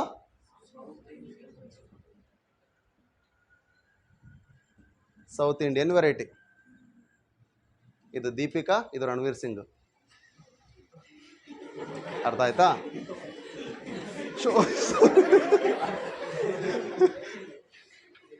okay, Deepika ಪಡ್ಕೊಂಡ್ಮಾ. Okay, so ಸ್ಯಾಕರಮ್ ಬಾರ್ಬೆರಿ, ಸ್ಯಾಕರಮ್ ಅಫಿಸಿನರಮ್ ಅಂದರೆ ಒಂದು north Indian variety, ಇನ್ನೊಂದು south Indian variety. ಹರ್ಷ, ಈ ವೆರೈಟಿನ south ಇಂಡಿಯಾದಲ್ಲಿ ಬೆಳೆಯೋಕ್ಕಾಗ್ತಿರಲಿಲ್ಲ, ಈ ವೆರೈಟಿನ north ಇಂಡಿಯಾದಲ್ಲಿ ಬೆಳೆಯೋಕ್ಕಾಗ್ತಿರಲಿಲ್ಲ. ಆದರೆ ಇದರ ಕ್ವಾಲಿಟಿ ನೋಡಿದ್ರೆ ಶುಗರ್ ಇಲ್ಡಿಂಗ್ ಆಗಿರ್ಬೋದು, ಸ್ಟೆಮ್ ಥಿಕ್ನೆಸ್ ಆಗಿರ್ಬೋದು, ವೆರಿ ಲೋ ಇತ್ತು. Because the stem thickness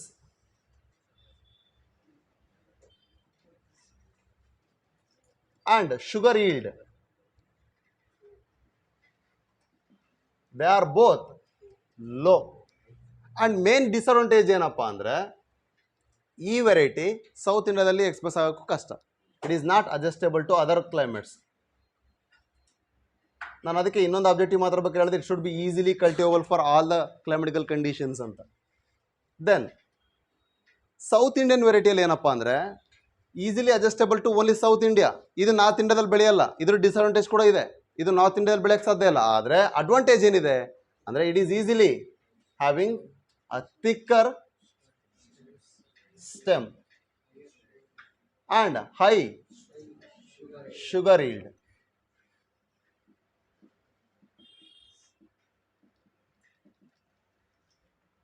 sugar yield ಮತ್ತು ಥಿಕ್ನೆಸ್ ಎರಡು ಕೂಡ ಹೈ ಇದ್ದಾವೆ, ಥಿಕ್ ಇದೆ ಸ್ಟೆಮ್ ಇಂದು. But it is not adjustable to north. ಈಗ ಏನು ಮಾಡಿದ್ವಿ,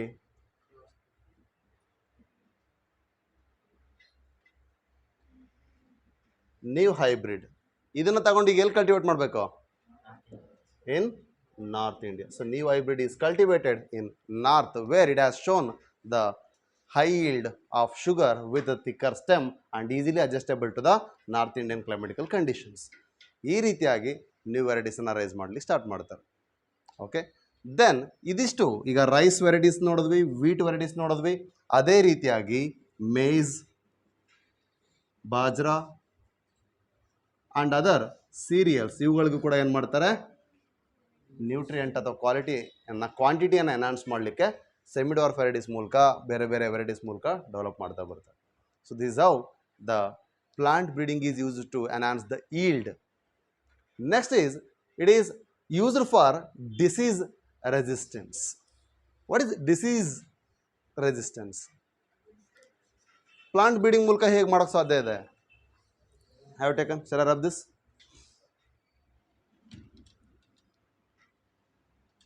ಇದನ್ನು ಯಾಕೆ ಈ ಥರ ಬೈಫರ್ಕೇಶನ್ ಮಾಡಬಾರ್ದು ಅಂತ ಗೊತ್ತಾ? CET ಕ್ವಶನ್ ಕೇಳಿದ್ದಾರೆ, ಆದರೆ ನೀಟಲ್ಲಿ ಬರೋ ಚಾನ್ಸ್ ಇದೆ. Okay, so commonly question, but ಇದು ಮಾತ್ರ ನೀವೇ ಬರೆದು ಬಂದಿರಿ ಎಕ್ಸಾಮ್. ನಿಮಗಿತ್ತು ಕ್ವಶನ್ ನೋಡಿದಿರಾ? ಜಸ್ಟ್ ಒಂದು ಲೈನು, ಆ GDP ನಂಬರ್ಸು ನಮ್ಮ ಬಯಾಲಜಿಲಿ ಕೇಳಲ್ಲ ಕಣ, ಇಸ್ವಿದ್ರೆ ನೋಡ್ಕೊಳ್ಳ ಅಂತಿರ್ವಿ. ಆ GDPನೂ ಕೇಳಿದ್ದಾರೆ, ಪರ್ಸೆಂಟ್ ಆಫ್ ಎಂಪ್ಲಾಯ್ಮೆಂಟ್ ಅವೆಲ್ಲ ಕೂಡ ಇಂಪಾರ್ಟೆಂಟಾಗೇ ಇರುತ್ತೆ. ಸೊ ಸ್ಪೆಸಿಫಿಕಲಿ ಅವ್ರು ಏನಾದ್ರು ಮೆನ್ಷನ್ ಮಾಡಿದ್ದಾರೆ ಎಲ್ಲೂ ಇಲ್ಲದೆ ಇರೋದು ಅಂದರೆ ಅದು ಇಂಪಾರ್ಟೆಂಟ್ ಅಂತಲೇ ಅರ್ಥ. Okay, well,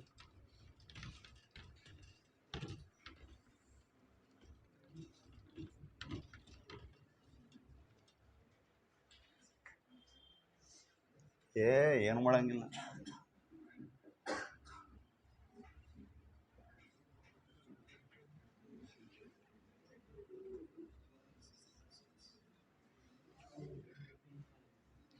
Plant breeding for disease resistance, because 20 to 30%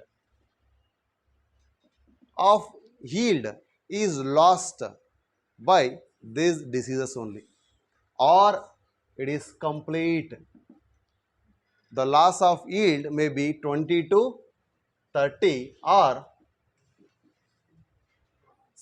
% by diseases. That's why we need disease resistance. ಯಾಕೆ ಅಂದರೆ ಹೆಚ್ಚು ಕಡಿಮೆ ಬೆಳೆಯುವಂಥ ಬೆಳೆಯಲ್ಲಿ it may be during the harvesting condition, means the pre harvesting conditions ಎಲ್ಲ ಆಗಿರ್ಬೋದು, or it may be the post harvesting. ಯಾಕೆಂದರೆ store house facility ಸರಿಯಾಗಿಲ್ಲ ಅಂದರೂ ಕೂಡ ಫಂಗಲ್ ಅಟ್ಯಾಕ್ಸ್ ಬರುವಂಥ ಚಾನ್ಸಸ್ ಇರುತ್ತೆ, ಅಥವಾ ಅಲ್ಲಿ ಬೇರೆ ಯಾವುದೋ ಅಂತ ಇನ್ಸೆಕ್ಟ್ ಪೇಸ್ಟ್ ಅಟ್ಯಾಕ್ ಮಾಡುವಂಥ ಚಾನ್ಸಸ್ ಇರುತ್ತೆ. ಬಟ್ ಈಗ ನಾವು restricted to only biotic agent, that is microbial agents ಬಗ್ಗೆ ಮಾತಾಡೋಣ. So see most of the biotic agents like bacteria, fungi and viruses, they attack the plants, right? Okay, so bacterial diseaseಗಳು ಅಂತ ಬಂದರೆ commonly they are rot diseases ಅಂತ ಮಾತಾಡ್ತೀವಿ. Okay, the bacterial ರಾಟ್ನಿಂಗ್ ಅಂತ ಕರಿತೀವಿ. So fungi ಅಂತ ಬಂದರೆ ಇಲ್ಲೂ ಕೂಡ ರಾಟ್ ಮತ್ತು ರಸ್ಟ್ ಎಲ್ಲ ರೀತಿ ನೋಡ್ತೀವಿ, ರೈಟ್? ಆದರೆ ಕಾಮನ್ಲಿ ಬ್ಯಾಕ್ಟೀರಿಯಲ್ ರಾಟ್ಸ್ ಅನ್ನೋದು ಕಾಮನ್ ಡಿಸೀಸಸ್. ರಾಟ್ನಿಂಗ್ ಅಂದರೆ ಕೊಳೆಯುವಂಥದ್ದು. ಓಕೆ, ಡಿಕಂಪೋಷನ್, ಆರ್ಗ್ಯಾನಿಕ್ ಡಿಕಂಪೋಷನ್ ಹೆಂಗಾಗುತ್ತೆ, ಡಿಗ್ರೇಡಿಂಗ್ ಆಗುತ್ತೆ, ಆ ರೀತಿ ಆಗ್ತಾ ಹೋಗುತ್ತೆ. ಸೊ ವೈರಸ್ ಅಂದರೆ ಮೊಸಾಯಿಕ್ ಡಿಸೀಸ್ನ ಕಾಸ್ ಮಾಡೋದು ಕಾಮನ್. ನಾವು ಬಲ್ಕ್ ಕ್ಲಾಸಿಫಿಕೇಷನ್ನಲ್ಲೂ ಕೂಡ ನೋಡಿದ್ದೀವಿ. TMA ಆಗಿರ್ಬೋದು, ಅದು ಟೊಬ್ಯಾಕೋ ಅಥವಾ ಟೊಮ್ಯಾಟೊ, ರೈಟ್? ಸೊ ಈಗ ವೈರಸಸ್ ಮೂಲಕ, ಬ್ಯಾಕ್ಟೀರಿಯಾ ಮೂಲಕ, ಫಂಗೈ ಮೂಲಕ ಹೆಚ್ಚು ಕಡಿಮೆ 20-30% ಲಾಸ್ ಆಗುತ್ತೆ ಮಿನಿಮಮ್ ಅಂದರೆ on and average. Think about the yield ಅಥವಾ loss of that one. And moreover superior quality ಇರೋದನ್ನ ತಂದು ಹಾಕಿರ್ತೀವಿ, ಕಾಸ್ಟ್ ಮ್ಯಾನೇಜ್ಮೆಂಟು ಕೂಡ ಕಷ್ಟ ಆಗುತ್ತೆ. ಹಾಗಾದರೆ ಡಿಸೀಸ್ ರೆಸಿಸ್ಟೆನ್ಸ್ ವೆರೈಟಿ ರಿಲೀಸ್ ಮಾಡೋದ್ರಿಂದ ಬೆನಿಫಿಟ್ ಏನು? What is the advantages of making a disease resistant varieties ಅಂದರೆ, first and foremost we can control pollution. Is it not? How ಅಂತ ಯಾರಿಗಾರು ಅನಿಸ್ತಿದೆಯಾ? How can we control the pollution ಅನ್ನೋದನ್ನ ನೀವು environment ಇಶ್ಯೂಸಲ್ಲಿ ಓದ್ಬೇಕಾದ್ರೆ ಇದೇ bio fertilisers, pesticides, insecticides ಬಗ್ಗೆ ಮಾತಾಡ್ತೀವಿ, right? So ಹಾಗಾಗಿ ಪೊಲ್ಯೂಷನ್ಸ್ನ ಕಂಟ್ರೋಲ್ ಮಾಡ್ತೀವಿ. Less reliability on fertilizers, less reliability on bio pesticides, bio insecticides, bio fungicides, ಇವುಗಳನ್ನು ನಾವು ಆದಷ್ಟು ಕಡಿಮೆ ಮಾಡ್ತೀವಿ. So less reliance. And loss ಕೂಡ ಏನಾಗುತ್ತೆ ಅಲ್ಲಿಗೆ, maximum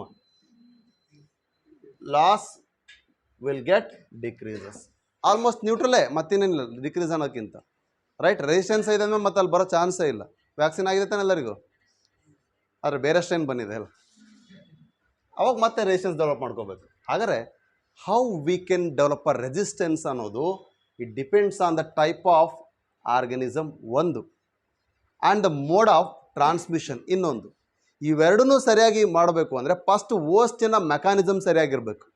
that means we can develop the disease resistance to reduce the yield loss by these biotic agents which are acting as a pathogen, and they may really reduce us the rate of pollution, they reduce us the reliance on the chemical pesticides and insecticide or whatever the biofungicides, and they are better suitable for the environment. They maintains the balance, ecological balance na maintain ಮಾಡುತ್ತೆ.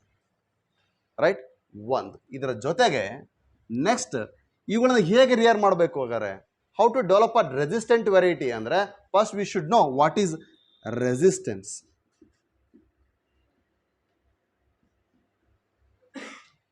ಯಾಕೆ resistance ತೋರಿಸ್ಬೇಕದು? To avoid the pathogen. So pathogens ಅಂದ್ರೆ ಇಲ್ಲಿ ನೋಡ್ತಾ ಇದೀವಲ್ಲ, what is patho? Sad. Patho songs ಅಂದ್ರೆ ಏನು? Breakup song ಅಲ್ಲದು. ಪ್ಯಾಥೋ ಅಂದರೆ ಸ್ಯಾಡ್ ಸಾಂಗ್ ಅಂತ. ಸೊ ಹಾಗಾಗಿ patho which call nothing but dictionary meaning that is harmful. So which causes the harm, pathogen which causes the harm. Gen ಅಂದರೆ synthesize, patho ಅಂದರೆ harmful effect. ಯಾವುದು harmful ಎಫೆಕ್ಟನ್ನು synthesize ಮಾಡುತ್ತೆ ಅದು pathogen. Right, here we are talking about biotic agents, they are called the pathogens here. To that pathogen, it should have a ability to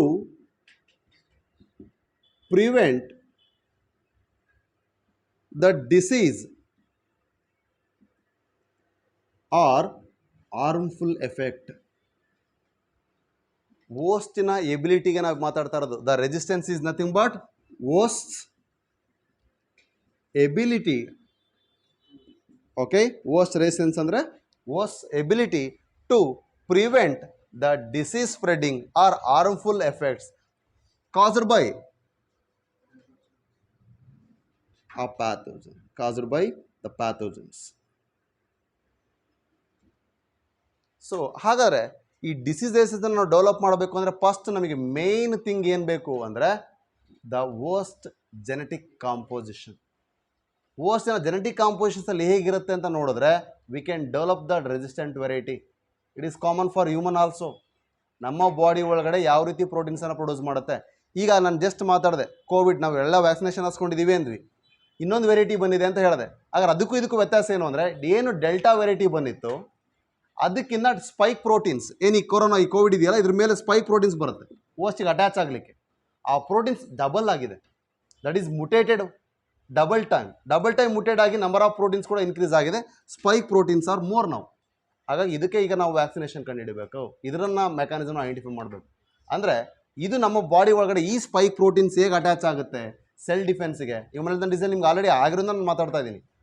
okay, so ಆ spike proteins ನಮ್ಮ body ಒಳಗಡೆ entry ಆಗಬೇಕಾದ್ರೆ cellular defence ಹೇಗೆ work ಮಾಡುತ್ತೆ ಅಂದರೆ physiological barriers ಏನು work ಮಾಡುತ್ತೆ, physical barriers ಏನು ವರ್ಕ್ ಮಾಡುತ್ತೆ, ಸೈಟೋಕೈನಿಕ್ ಬ್ಯಾರಿಯರ್ಸ್ ಏನು ವರ್ಕ್ ಮಾಡುತ್ತೆ, ಅವನ್ನ ನೋಡಬೇಕಾಗುತ್ತೆ.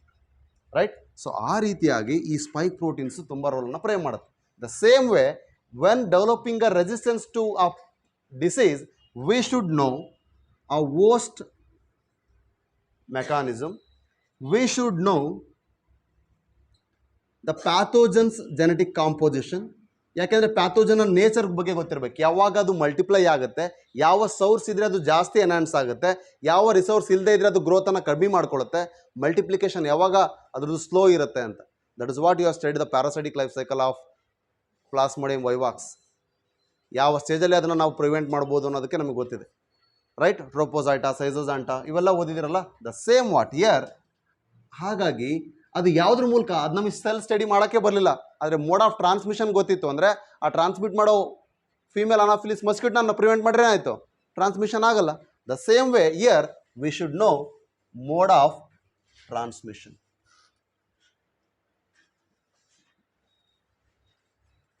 ಸೊ ಇವೆಲ್ಲವೂ ಕೂಡ ರಿಲೇಟೆಡೇ.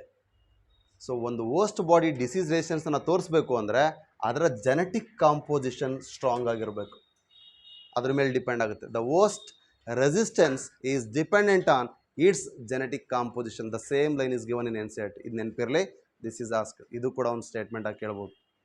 ಸೊ ಹೋಸ್ಟಿನ ರೆಸಿಸ್ಟೆನ್ಸ್ ಯಾವುದ್ರ ಮೇಲೆ ಡಿಪೆಂಡ್ ಆಗಿರುತ್ತೆ ಅಂದರೆ ಅದು ಪ್ಯಾಥೋಜನಿನ ಮೇಲೆ ಡಿಪೆಂಡ್ ಆಗಿರಲ್ಲ. Pathogen may come. ಈಗ ನಾವು ಕೊರೋನಾಗೆ ಒಂದು ಥರ ಡೆವಲಪ್ ಮಾಡಿದ್ವಿ, ಅದರ ಬೇರೆ ವೇರಿಯೇಷನ್ಸ್ ಬಂದವು, ಅದರಷ್ಟೇ ಈಗ ಮತ್ತೆ ಚೇಂಜಸ್ ಆಗಿದೆ. ಮತ್ತೆ ಮ್ಯೂಟೇಷನ್ ಅಂದರೆ ಮತ್ತೆ ಚೇಂಜ್ ಮಾಡ್ಕೊಳಕ್ಕಾಗುತ್ತಾ? ಆದರೆ ಎಲ್ಲದಕ್ಕೂ ರೇಷನ್ಸ್ ಕೊಡುವಂಥ ಡೆವಲಪ್ಮೆಂಟ್ ನಮ್ಮ ಬಾಡಿಲಿ ಇತ್ತು ಅಂದರೆ ನಮ್ಮ ಜೆನೆಟಿಕ್ ಕಾಂಪೋಸಿಷನ್ ಮೇಲೆ ಡಿಪೆಂಡ್ ಆಗಿರುತ್ತೆ. ಹಾಗಾಗಿ the resistance of a host to a pathogen is mainly dependent on the genetical composition of it. ಈ ವರ್ಡ್ ತುಂಬಾ ಇಂಪಾರ್ಟೆಂಟ್. ಯಾಕೆಂದರೆ ಇದನ್ನು ಹೇಳ್ಬೇಕಾದ್ರೆ ಇವೆರಡು ಹೇಳಿದ್ದೀನಿ ಅಂತೇಳಿ ಇದನ್ನು ಸೇರಿಸ್ಕೊಂಡು ಆನ್ಸರ್ ಮಾಡಬೇಡಿ. ಮೇನ್ ಯಾವುದು? Genetic composition. But to develop a resistant variety to a pathogen we should know the nature of pathogen.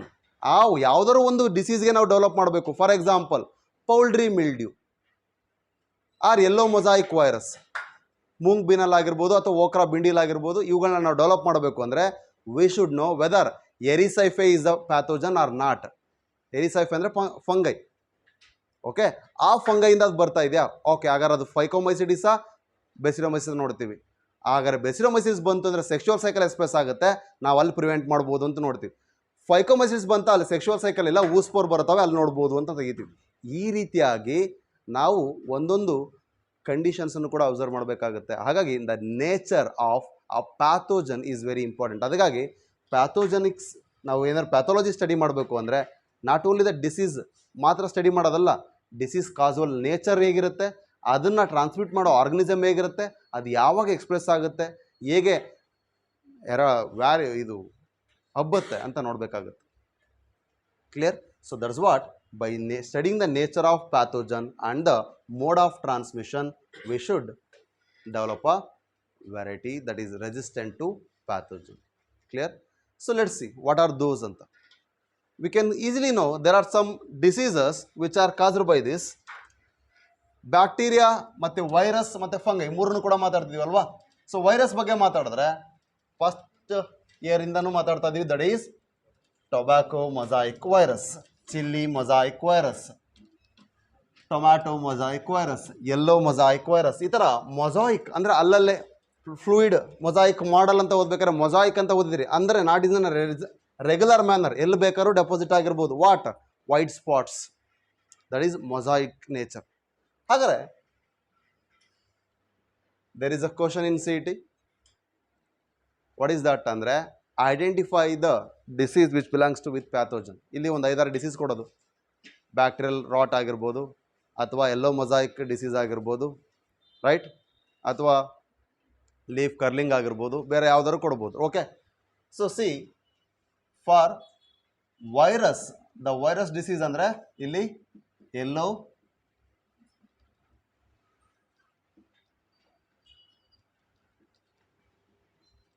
Mosaic virus. Then ಅದನ್ನು ಬಿಟ್ಟರೆ ನಿಮ್ಮ NCERTಯಲ್ಲಿ ಬಂದಿರತಕ್ಕಂಥ ಅದೊಂದು ಟೊಬ್ಯಾಕೊ,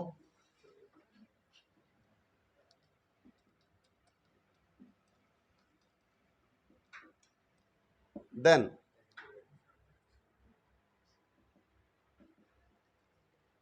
ಚಿಲ್ಲಿ ಮೊಸಾಯಿಕ್ ವೈರಸ್. ಇವಿಷ್ಟು ವೈರಲ್ ಡಿಸೀಸಸ್. ಅದೇ ರೀತಿ ಬ್ಯಾಕ್ಟೀರಿಯಾದಿಂದ ಬ್ಯಾಕ್ಟೀರಿಯಲ್ ರಾಟ್ ಆಫ್ ಕ್ರೂಸಿಫರ್ಸ್ ಅಂತ ಕೊಟ್ಟಿದ್ದಾರಾ? What is ಕ್ರೂಸಿಫರ್? ಯಾವುದು ಬರುತ್ತೆ example?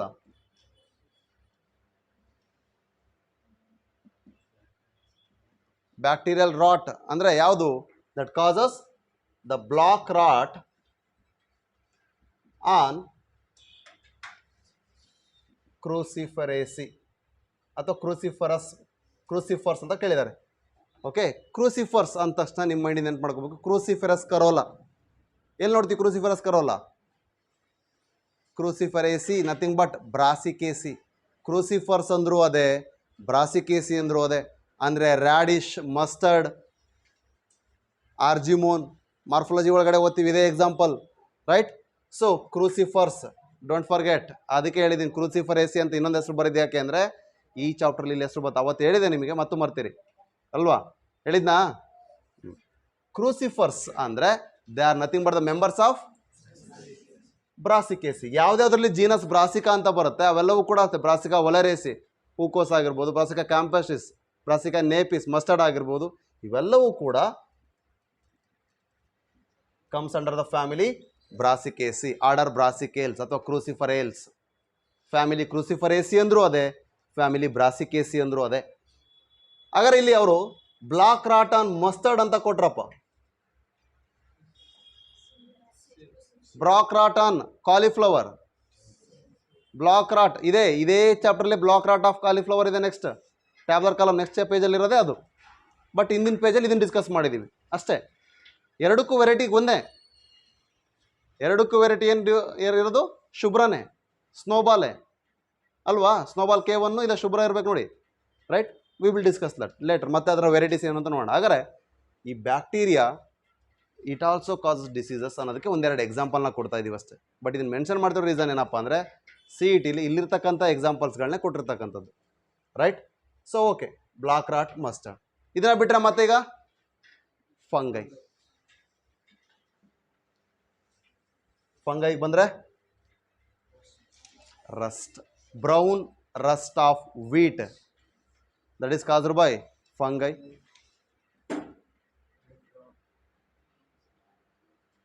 Brown rust on wheat, that is caused by Puccinia. ಎಲ್ಲಿ ಓದಿದ್ರಲ್ಲೇ? ಅದು ನಂಗೆ ಗೊತ್ತು, ಫಂಗೈ ಎಲ್ಲಿ ಓದಿದ್ರಿ ಅಂತ. ಇಲ್ಲಿ ಬರ್ದಿ ನಾನು ಫಂಗೈ ಅಂತ.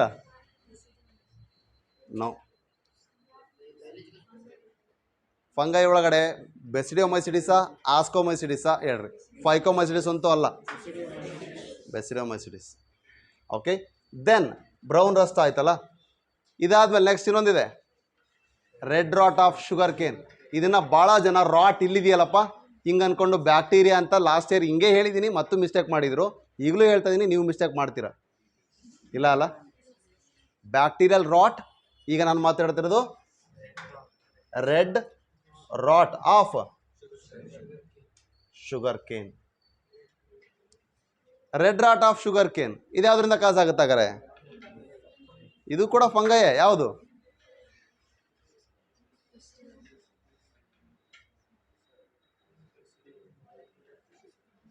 ನೆಕ್ಸ್ಟ್ ಇನ್ನೂ ಒಂದಿದೆ, late blight of potato. So what it is causing?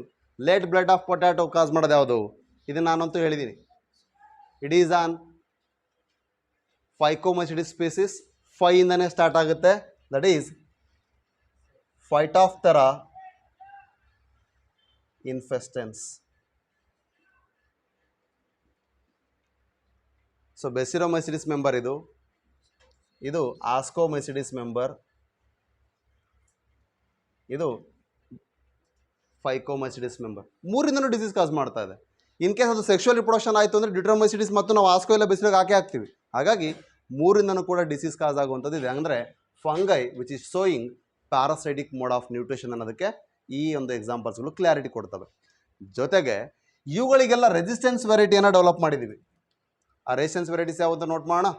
ಅಷ್ಟನ್ನು ಮಾಡಿ ನಾವು ನಿಲ್ಲಿಸೋಣ. ಯಾಕೆಂದರೆ ನೆಕ್ಸ್ಟ್ ಕನ್ವೆನ್ಷನಲ್ ಬ್ರೀಡಿಂಗ್ ಟೆಕ್ನಿಕ್ಸ್ ಮೂಲಕ ಮತ್ತು ಮುಟೇಷನಲ್ ಬ್ರೀಡಿಂಗ್ ಟೆಕ್ನಿಕ್ ಮೂಲಕ ಕೂಡ ವಿ ಆರ್ ಹ್ಯಾವಿಂಗ್ ಆ ಡಿಸೀಸ್ ರೆಸಿಸ್ಟೆಂಟ್ ವೆರೈಟೀಸ್.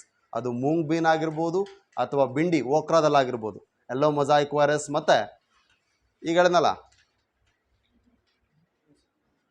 ಎಲ್ಲೋ ಮೊಸಾಯಿಕ್ ವೈರಸ್ ಜೊತೆಗೆ ಇನ್ನೊಂದೇನೋ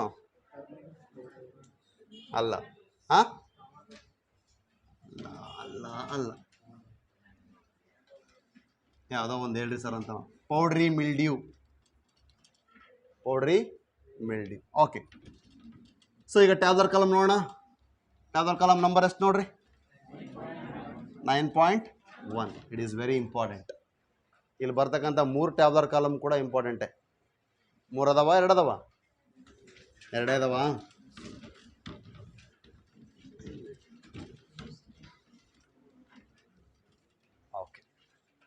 NNS ಆರಾಮಿದೆ. ಪ್ಲಾಂಟ್ ಫಸ್ಟ್ ಇರೋದು ಯಾವುದು? ವೀಟ್.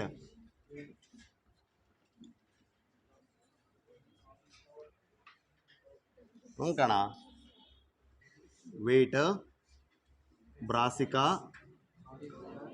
ನಾ ಬರಿತೀನಿ ನೋಡು ಹೆಂಗೆ ಬರ್ದೆ ಅಂತ ಆಮೇಲೆ ಹೇಳು. ಕಾಲಿಫ್ಲವರು, ಖಾಲಿ ಆದಮೇಲೆ ಓ, ಆಮೇಲೆ ಚಿಲ್ಲಿ.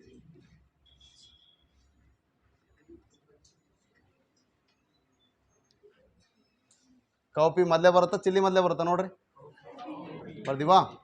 ಕ್ಲಿಯರ್. ಇದು ಪ್ಲಾಂಟ್ ಸೋರ್ಸ್. ಇದ್ರ ಜೊತೆಗೆ ಇನ್ನೂ ಎರಡು ಆ್ಯಡ್ ಮಾಡ್ಕೊಬೋದು ಬೇಕಾದ್ರೆ ನೀವು, ಯಾಕೆ ನೆಕ್ಸ್ಟ್ ಬರ್ತಾವಲ್ಲ ಪ್ಯಾರಾಗ್ರಾಫಲ್ಲಿ, ಅವನು ಇಲ್ಲೇ ಬರ್ಕೊಂಡ್ರೆ ವೆರೈಟಿ ನೆನಪಿರುತ್ತೆ. ನೆಕ್ಸ್ಟ್ ಬರೋದು ಯಾವುವು?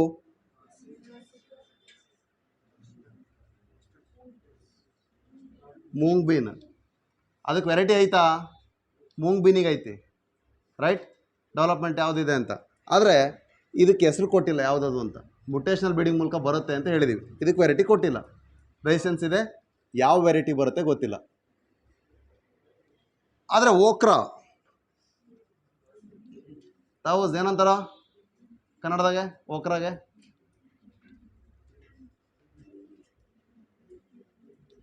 ಬೆಂಡಿ, ಅಬೆಲ್ಮಸ್ಟಸ್ ಎಸ್ಕುಲೆಂಟಸ್. ಓಕೆ,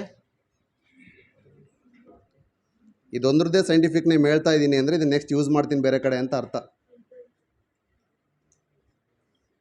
ಅದರದ್ದು ಐತಿ. ಇದಕ್ಕೆ ಮೊನಾಟಿ ಅನ್ನೋ ಸ್ಪೀಸೀಸ್ನ ಕ್ರಾಸ್ ಮಾಡಿ ನಾವು ಡಿಸಿಸೇಷನ್ಸನ್ನು ತಗೊಳ್ತೀವಿ. ಹೇಳ್ತೀನಿ ನೆಕ್ಸ್ಟ್ ಅದನ್ನ. ಇದನ್ನು ನಾನು ನೆಕ್ಸ್ಟ್ ಕ್ಲಾಸಲ್ಲಿ ಡಿಸ್ಕಸ್ ಮಾಡ್ತೀನಿ, ಆದರೆ ಇದ್ರ ಜೊತೆ ಬರಿತಿದ್ದೀನಿ ವೆರೈಟೀಸ್. ಆದರೆ ವೀಟ್ ಅಂತ ಹೋದರೆ ಫಸ್ಟ್ ನಮಗೆ ಪ್ಯೂಸಾ ಎಲ್ಲದಕ್ಕೂ ಕಾಮನಾಗಿ ಬರಿತೀವಿ, ರೈಟ್? ಮತ್ತು ನೀವು ಪೈಸಾ ಅಂತ ಬರ್ಕೊಂಡಿರ.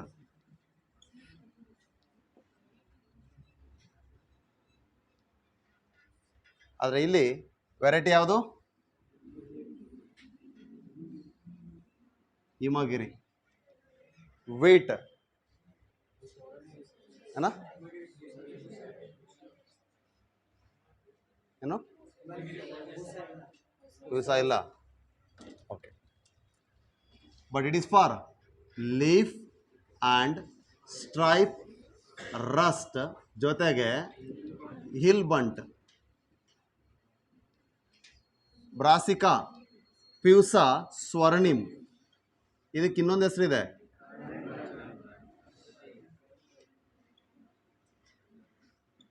Current Rai, which shows white Rust.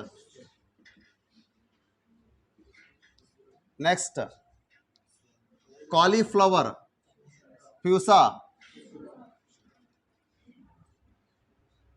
and Pusa snowball K-1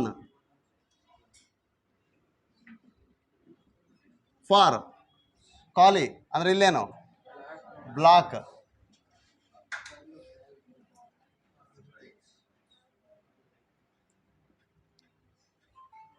ಕರೆಕ್ಟಾ?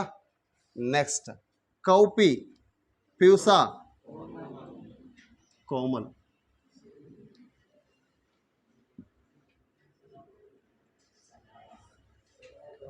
Okay, so cowpea which causes what? ಯಾವ ಡಿಸೀಸ್ ಬಂದಿದೆ ಕೌಪಿಗೆ? ಪ್ಯೂಸಾ ಕೋಮಲ್ ಬರೋದಕ್ಕೆ ಕಾರಣ ಏನು? It is having a blight disease caused by bacteria, that is bacterial blight. Then last one chili. ಇದೊಂದೇನಾ? and leaf curl.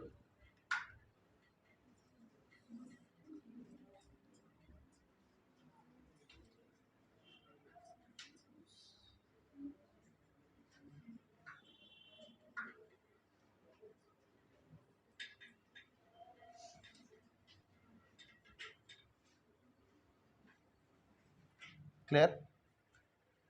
ಬರೆಯೋದು ಈಗ ಬುಕ್ ಕ್ಲೋಸ್ ಮಾಡಿ ಹೇಳ್ತೀರ ನೋಡೋಣ. Is it possible? ನಾನು ಕೇಳಿದ್ರೆ ಹೇಳ್ತಾ ಹೋಗ್ಬೇಕು, ಬುಕ್ ಕ್ಲೋಸ್ ಮಾಡ್ಬೇಕು, ಹೇಳಬೇಕು, right? How many of your date to accept this? ಹೇಳ್ತೀವಿ ಸರ್, ಹಾಗೇನೆ ಬುಕ್ ನೋಡ್ಕೊಳ್ದೆ, ಇಲ್ಲೂ ನೋಡೋಂಗಿಲ್ಲ, ಅಳಿಸ್ತೀನಿ ನಾನು ಬೇಕಾರೆ. Easy to remember. ನಾನು ಯಾಕೆ ಡೈರೆಕ್ಟಾಗಿ ವೀಟ್ ಬರ್ದ ಹಿಮಗಿರಿ ಬರ್ದ ತಕ್ಷಣ ನಾನು ಹಿಲ್ ಬಂಟ್ ಬರಿತೀನಿ ಅಂದರೆ ಹಿಲ್ ಗುಡ್ಡ, ಹಿಮ ಗುಡ್ಡ. ಸೊ wheat Himgiri variety, hill bunt disease. ಅದ್ರ ಜೊತೆಗೆ ಲೀಫ್ ಅಂಡ್ ಸ್ಟ್ರೈಪ್ ಕ್ಲಿಯರ್ ಗೊತ್ತಾಗೇ ಆಗುತ್ತೆ. ಬ್ರಾಸಿಕಾ ಬ್ರಾಸ್ ಮೆಟಲ್, ಗೋಲ್ಡ್ ಸ್ವರ್ಣ ಎರಡು ಒಂದೇ. Brassica Swarnim white rust. Brassica black colour means ಆ ಥರ, ಅದಕ್ಕೆ ವೈಟ್ ರಸ್ಟ್. ಅದಕ್ಕೆ ಆಪೋಸಿಟ್ ಕಾಲಿ, ಕಾಲ ಅಂದರೆ ಇಂಡಿಯಲ್ಲೇನು ಬ್ಲಾಕ್, ಅದಕ್ಕೆ ಶುಭ್ರ white. Variety black. Clear. Next cowpea, ನಾನು ಯೂಶ್ವಲಿ ಕೋಮಲ್ ನೆನ್ಪು ಮಾಡ್ಕೊತೀನಿ, comedy. Okay, cowpea cowboy ನೆನ್ಪು ಮಾಡ್ಕೊಂಡು ನಾನು ಕಾಮಿಡಿ ಯಾವಾಗಲೂ ಒಟ್ಟು ಕೌಪಿ ಅಂತ ಅಷ್ಟೇ ಕೋಮಲ್ ಅಂತ ಕಾಮನ್ ನೆನಪಾಗೇ ಆಗುತ್ತೆ. Bacterial blight. ಚಿಲ್ಲಿ ತಿಂದು ನೋಡ್ರೆ ಯಾವಾಗಲೂ ಹೊರಗೆ ಬರ್ತಾನೆ ಇರುತ್ತೆ. ಮೆಣಸಿನ್ಕಾಯಿ ಖಾರ ತಿಂದು ನೋಡ್ರಿ ಹೆಂಗಾಕತ್ತೆ ಯಾವಾಗಲೂ, ಸದಾ ಬಾಹರ್. ಅರ್ಥ ಆಗ್ತಿದ್ಯಾ? That is CMV, TMV and leaf curl. ಅರ್ಥ ಆಗ್ತೈತಿ? ನೆನ್ಪಿಡ್ಕೋಬೋದಾ? ಕ್ಲಿಯರ್? ಟ್ರಿಕ್ಸ್ ನೆನಪಾಯ್ತಾ? Chilli Sadabahar, wheat hill bunt, disease hill bunt, ಹಾಗಾರೆ ಹಿಮಗಿರಿ. ದೆನ್ ಪ್ಯೂಸಾ ಕೋಮಲ್, ಪ್ಯೂಸಾ ಸ್ವರ್ಣಿಮ್, ಬ್ರಾಸಿಕಾ, ಹಾಗಾರೆ ವೈಟ್. ದೆನ್ ಅದ್ರ ಕೆಳಗಡೆ ಇರೋದು ವೈಟ್ ರಸ್ಟ್. ಇಲ್ಲಿ ನೋಡಿ, ಕೌಪಿ ಬ್ಯಾಕ್ಟೀರಿಯಲ್ ಬ್ಲೈಟ್, ಕಾಲಿ ಆಪೋಸಿಟ್ ಬ್ಲಾಕ್, ಬ್ರಾಸಿಕಾ ವೈಟ್. ಕ್ಲಿಯರಾ? ಬಟ್ ಇಲ್ಲಿ ನಾನು ಹೇಳ್ಬೇಕಾರೆ ವೀಟ್ಗೆ ಹಿಮಗಿರಿ ಅಂತ ಹೇಳಿದೆ, leaf and stripe hill bunt. Then Brassica brass Swarnim ಅಂತ ಹೇಳಿದೆ, ಅದಕ್ಕೆ ಕರಣ್ ಡ್ರೈ ಇನ್ನೊಂದು ಹೆಸರು ಕೆಳಗಡೆ ಬರೀಬೇಕು, ವೈಟ್ ರಸ್ಟ್.